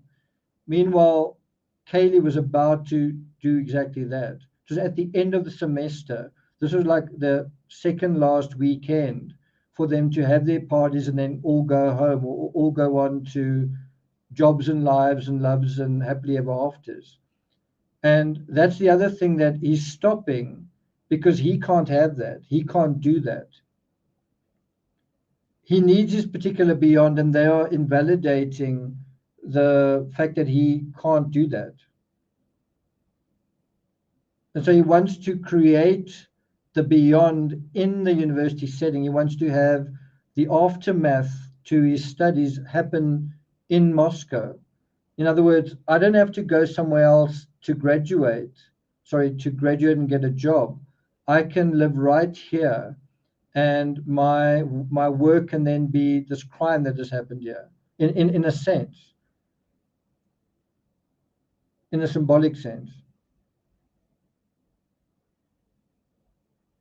in terms we used earlier, we could say that this safe heroics is not working out.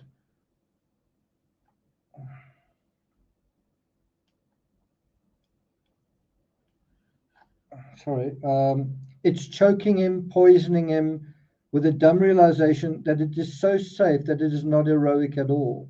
In other words, he's finally realizing that I'm 28 years old and my life has been so safe, so stuck, that there's nothing really very impressive about it.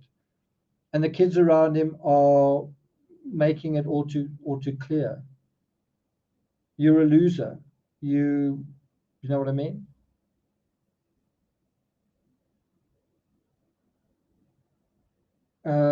Thanks a lot, Fractured Fairy Tales. Thank you. In terms we used earlier, bottom of page 179, we could say that his safe heroics is not working out. It's choking him, poisoning him, to the dumb realization that it is so safe that it is not heroic at all. Okay, I now read that. To lie to oneself about one's own potential development is another cause of guilt. Lying to oneself. Think about the lie of you studying to be a doctor in criminology and the whole development that is supposed to be part of, and then you end up committing a crime within that context. You know, you're a student of criminology, you go to a neighboring town and you kill other students. And think about that as not only not heroic at all, but lying to yourself about your own potential development.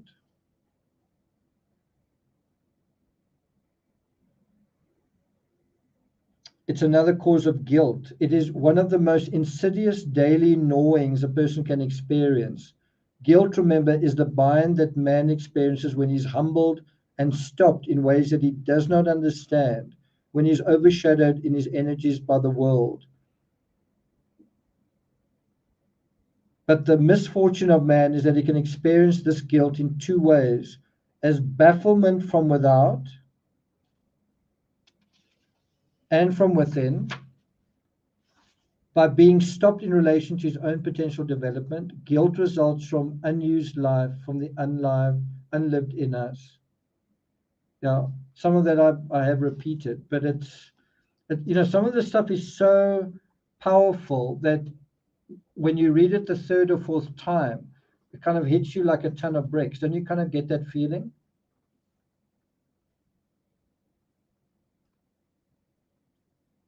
Thanks a lot, Sandra.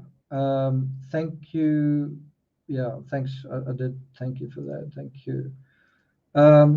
3 hours 12.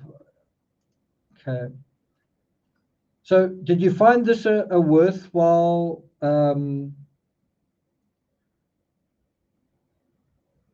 what do you call it, a sort of a worthwhile way to interrogate the suspect's criminal psychology? It's already through the psychological prism of neurosis, just that. And so what is happening, we're getting to know that concept better as a concept, neurosis. We're getting to know the suspect through the neurosis idea, and we're getting to know the crime through a neurotic sort of through the keyhole of neurotic psychology. And then you ask the question, isn't it, does it work? Does it apply? Does it resonate? And I think the end result of that journey is you ask the question, again, like what is, so if you're saying this person is neurotic, right? Then you say, well, what is it to be neurotic? Well, the answer is that it's basically to be unstable. It's basically being unstable, but also constricting yourself, limiting yourself, self-limiting, having difficulty with life, being overwhelmed by life, being overshadowed, feeling insignificant, right? All of those things, right? And then you say, what's the opposite of being neurotic? And the opposite is self-realization. The opposite is becoming something, not being made smaller, expanding, growing, living, reaching out, fluidity, connection. And so you've got to say, what are we seeing with the perpetrator that are all the signs of a neurotic? And what are we seeing with the victims that are all the signs of self-realization? Well, look at Maddie, especially if you look at Maddie's Pinterest. It's all about, in a little bit of a magical thinking way, but it's all about getting what she deserves. She's actually living the life that she wants, right? That's what is so unthinkable and unbearable for the person watching. The last thing that's happening to him is that he's getting the life that he wants, or he's getting anything that he wants. His whole life is about restricting, diminishing, compulsion, this very, very narrow experience. And what is he seeing? He's seeing this very broad, flowing into the world celebration, constant parties, this constant ebb and flux, this constant flow, these tides of kids moving in and out, bodies moving together, bodies moving away from each other, eating, sleeping, drinking, laughing, partying so much that there's one noise complaint after another. It's the zenith of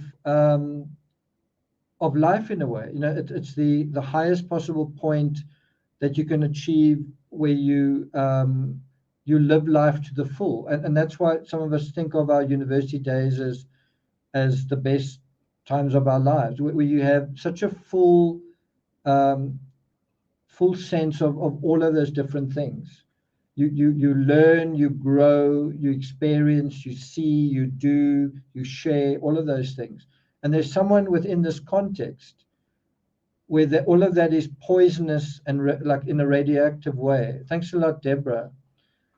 It's poisonous in a radioactive way, but it's also invalidating. As diminished as it is, it diminishes him even more. And he wants to take control of the situation. He's an obsessive compulsive person. He wants to take control of them permanently, their lives, their fates, their futures.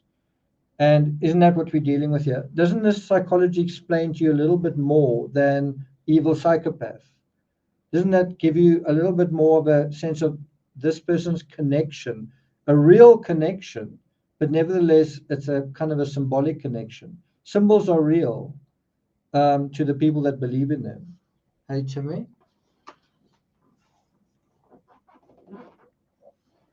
If you think, and this is kind of a silly example, but if you think of footprints in the sand, those are symbols of the person that was there. Well, it's nevertheless real. There really was a person there, but that person isn't the footprints, right? Okay, I think I'm going to end off roundabout here. See some of the new comments. I do think part of this crime was about self-acceptance. It was finally accepting that I've got dark impulses. I'm going to give in to them. I'm going to. It's not good triumphing over evil, which is how it started. It's evil triumphing over good. But I'm going to be triumphing after a life of not triumphing, a life of being repressed, stuck, whatever. This is my way to come out on top. A sick way, but that was the way that he thought about it. Alice says, to be behind can trigger a primal fear of death. Perhaps this was a desperate act from a survival urge. I mean, not that long ago, some friends of mine that I've known for years got married and then went to live in Wales. And I felt pretty sort of glum about it. I sort of felt like, well, you guys are, and it wasn't just that. This guy travels all over Africa and builds things and whatever, and they are quite sort of an athletic couple, and they've just had a baby. But I couldn't help looking at that and feeling, by comparison, extremely stuck. And the irony is, now I'm about to make a overseas trip, right? I'm about to travel overseas, and she's now got a young child, and I won't say she's stuck, but she's certainly not as fluid in terms of what is going on as she was. And she was saying, well, I'm quite jealous that you can go traveling. But I'm just saying that is how it can feel when someone else goes into the beyond and you not. And I think it's so much more painful when you older and they're younger, and you at that stage where everyone is doing that, everyone's punching their ticket and getting on the roller coaster, and meanwhile you've been at the fairground for years and you've never gone on that roller coaster. That's, I think, how it feels. Thanks a lot, Turd Ferguson. Okay, thank you. Thanks, Cynthia. Yeah, life's moving on without you. I mean, I think he doesn't mind life moving on without him if he's alone, but I think he minds it a lot when everyone is moving on without him. Then it really shows that he is not really even staying still. He's actually moving backwards. You know what I mean?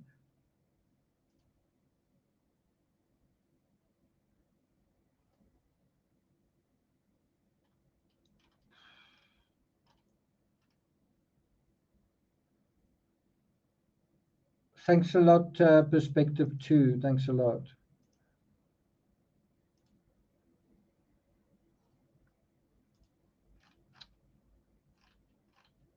So I'm going to end off just on the following. What are the disadvantages of say, studying criminology? Have you guys thought about that? What are the disadvantages of studying criminology? And we're talking about guilt and being neurotic. Well, look at that. It can be frustrating and it can cause feelings of guilt if clues are missed, whatever. It's intellectually tedious for some, and it can seem unrelated to real world progress. You can see how, in a way, all of this can actually exacerbate the plight of the neurotic. He's frustrated with his life. Well, it's frustrating even more in terms of the direction he's going into. Intellectually tedious. He's trying to show how clever he is, but with certain tedious things. And yeah. Thanks a lot, Sarah. Thank you. And what's the next one? So in sum, are we dealing with a stable or an unstable personality? Just overall, are we dealing with someone who commits a quadruple knife murder with someone that is not even got any connection with? Is it a stable or an unstable personality? Does the crime and the way it was executed suggest a stable or an unstable person? I'm talking about committing a crime and almost bumping into two people and leaving your knife sheath there and whatnot, and making 5 visits to the crime scene. Does it seem to suggest a stable person or not? Thanks, Sinead. Appreciate it. The crime is or appears to be the suspect's self-realization. Do you agree with that?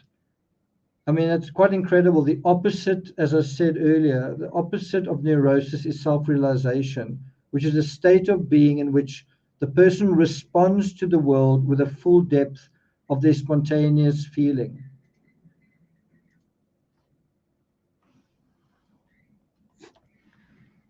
So let me just repeat that. The opposite of neurosis is self-realization. It's where you respond to the world. So a simple way of describing neurosis is you don't respond to the world. You withdraw from the world, you restrict yourself, you suppress yourself or repress yourself. Also, you repress other people around you, anti-LGBT, whatever. I'm a vegan, OCD about this, compulsions about that, stalking, all of that kind of thing. You're not responding to the world. You are not responding. Self-realization is where you do respond, and you respond with the full depth of spontaneous feelings. Part of being self-realized and alive is being spontaneous, not planning things, but living in the moment, responding in the moment, responding out of the abundance of life that's within you. Spontaneity is having that experience of life, but on its own terms, not on your terms, on its own terms. And you are doing things not with anxiety-driven compulsion. You are free from anxiety, free from compulsion. You're doing something because of the joy of living. You're doing something because you are following your bliss. You're doing something that doesn't necessarily have to be a big, important reason for it. You simply are spontaneously responding to the draw, the magnetism of life, the energy of life. Your energy is responding with that energy. It's like sunshine flowing into leaves. You are flowing into the world, and the world is flowing into you. It's a two-way sort of conduit, right?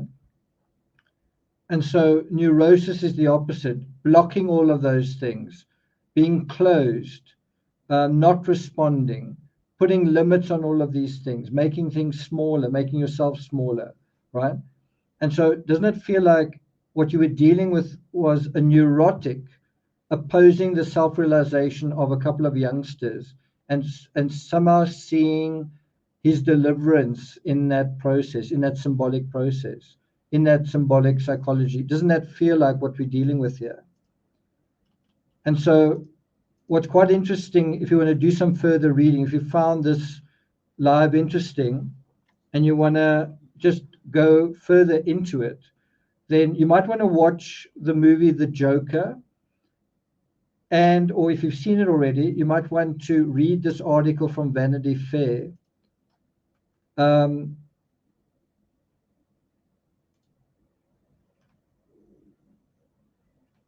it's written by a neurocriminologist who says that the joke is a great educational tool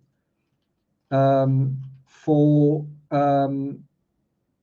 connecting the actions of people in their past and in the crime to a particular psychology. So you can read that. It's on Vanity Fair. And then another thing I would another article I'd recommend you read is from Psychom, What Being Neurotic Really Means. So just additional reading if you guys are interested.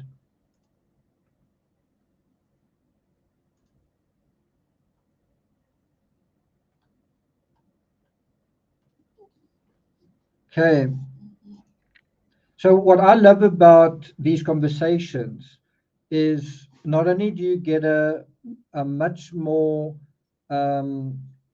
thorough understanding of the psychology of the who, of the person, and of the why, you actually get a much deeper sense of the whole connection between that person and the victims. What was actually going on? What were the psychological conveyor belts that were driving this entire process? Don't you get the sense that that has been to some extent answered? Timmy, I'm going to put you down. Timmy, say goodbye. Hey?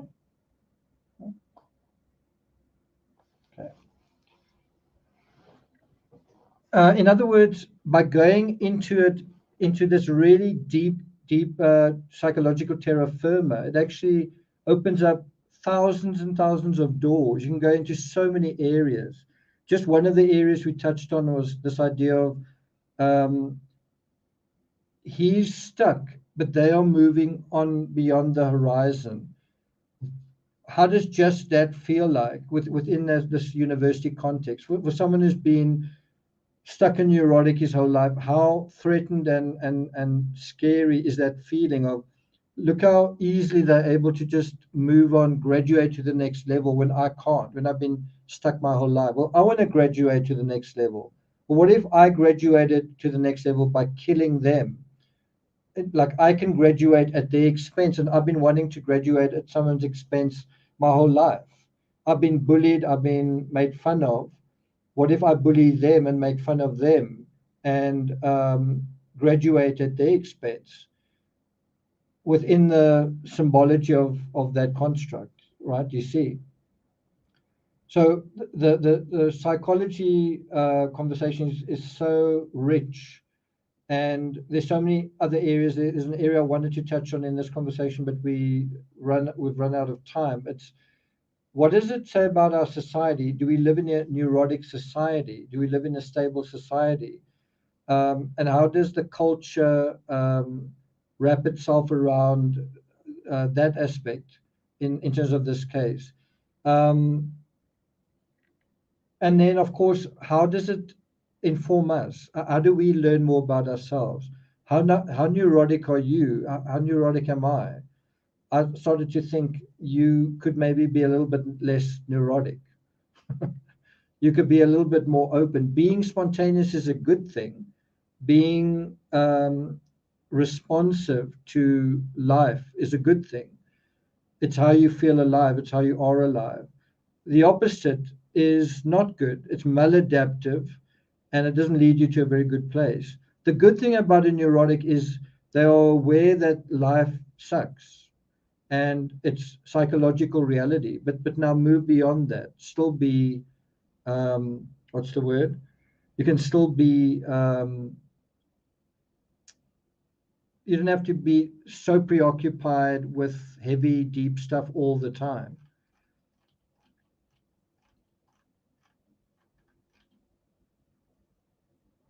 So what is the solution to evil and to anxiety? So I think we'll end off on this particular slide. It's also from Ernest Becker. And I mean, it's a very short conversation on what's the solution, but it's nevertheless, I think, pertinent. What is the ideal for mental health then? A lived, compelling illusion that does not lie about life, death, and reality. One that is honest enough to follow its own commandments. I mean, not to kill, not to take the lives of others to justify itself. So he is acknowledging that whatever your idea of life is, it is to some extent an illusion. But live it. Live your illusion. Don't lie about life. Don't lie about reality. Be genuine. Be honest enough to follow your own commandments.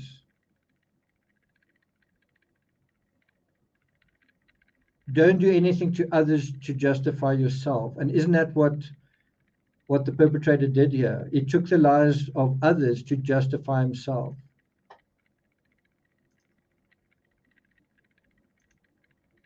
And yeah, okay, so one more. Genuine heroism,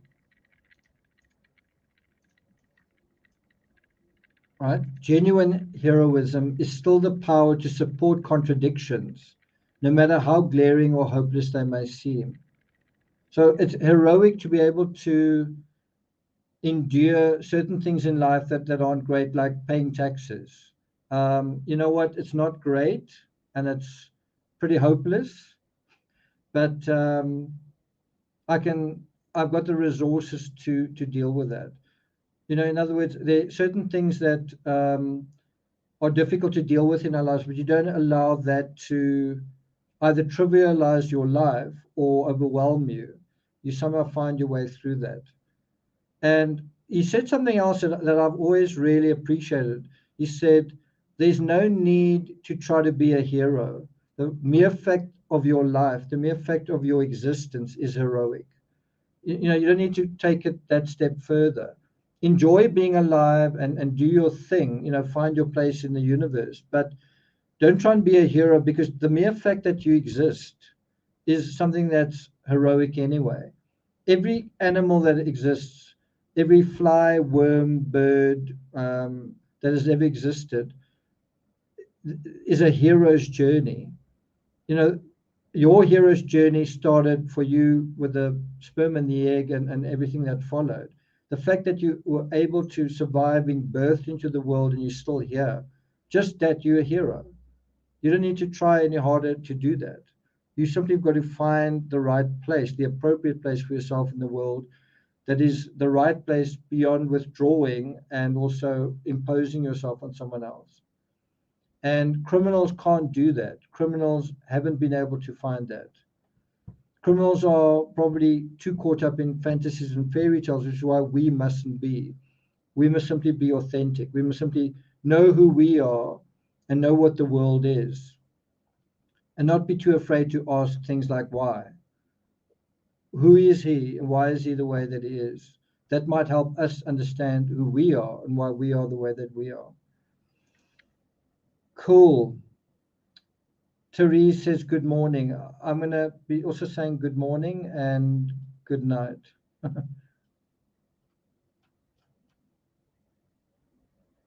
Yes, the Becker's book is available on Amazon. It definitely is.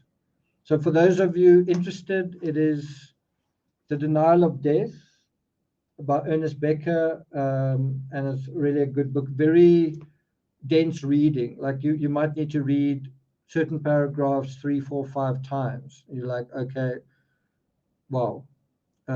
It's not a book that you just read cover to cover.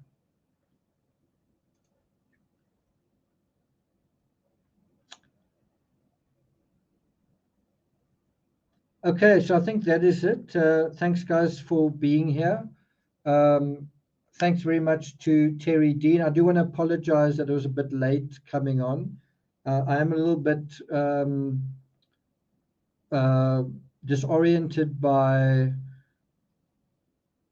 load shedding and schedules. I think we're at stage 6 now, which means we're supposed to have 4 hours at a time instead of 2. Every day it goes off at a different time, and you've got to pay attention to those schedules, and sometimes it doesn't go off. Anyway, so apologies for that, but yeah, better late than never. If you guys are watching on replay and you like this cap and you'd like one of these TCRS caps, then let me know in the comments, and I'll put a link to the where you can get hold of the merch. So let me know. Glad that was enlightening, Mosaic Girl. I don't think this is everyone's cup of tea. I certainly don't think it's the most popular true crime and content. It's heavy, deep, dark stuff. It's quite a serious conversation, but I do think it's the most meaningful conversation you'll hear on any in any case. Is this sort of thing. It's the most rich and meaningful conversation. To me, the challenge is always, how do you have that conversation in an effective way, in an eloquent way? How do you, have that conversation? How brief do you make it, and so on? And it's always easier to do in a narrative, in a chapter. It's difficult to do it this way. But hopefully you guys have gotten something out of it. So I want you to, from here, take this this idea of Brian's psychology of the neurotic, and just put it like in your pocket, and keep it with you for a while, and see if it works, see if it fits this case and this scenario and the identity that we seem to be dealing with. So I want you to don't forget what we've spoken about yet. Take it with you as we go forward into this case, and see if and how it reinforces itself as more and more information comes to light. We'll obviously continue with the Tappet Talk analysis, so check it out. If you guys are watching on replay, don't forget to hit the thanks button. For the rest of you, thanks a lot for being here with me. Let's have a final look at the poll. 34% say our knowledge of criminal psychology is poor. Well, I hope your knowledge has become adequate to pretty good as a result of listening to this presentation. I hope so. And I also hope if you've never heard of Ernest Becker that you will remember him, because we're going to be dealing with him in the future. Thanks, guys, everyone, for being here. Thanks very much to the mods, and to all the new members. Welcome to all the new subs, and thanks so much for the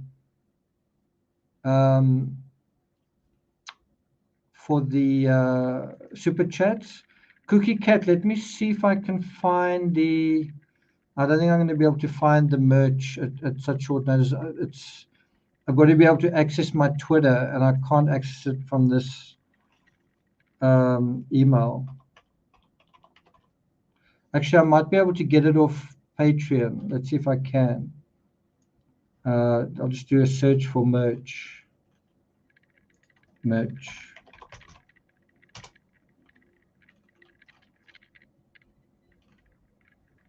Oh, there we go. That wasn't hard.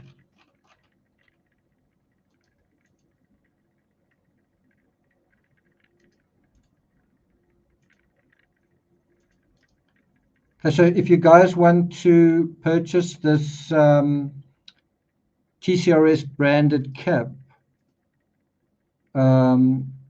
it sort of stands out, so that the writing's sort of, it's embossed on there. Then you can follow this link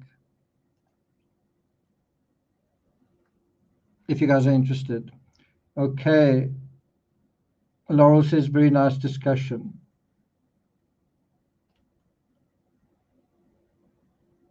Don says Brian will not take the stand. I don't think he will, but you never know. Maybe he wants to show how smart he is. You never know. Sharon says, thank you. What a night. What a night. Well done. Thanks a lot, Sharon. Okay, guys, thanks a lot. You guys must enjoy your rest of your evening. The guys in Europe, enjoy the rest of your day like I am. It's 8 o'clock in the morning here. If you're in Europe, England, any of the European countries, good morning. And hope you have a lovely day. To those in the States, have a good sleep. I hope you have a good, peaceful, non-neurotic sleep. Don't worry about anything. Leave the problems for tomorrow. Take care, relax, and be spontaneous. And I'll see you guys next time. Ciao.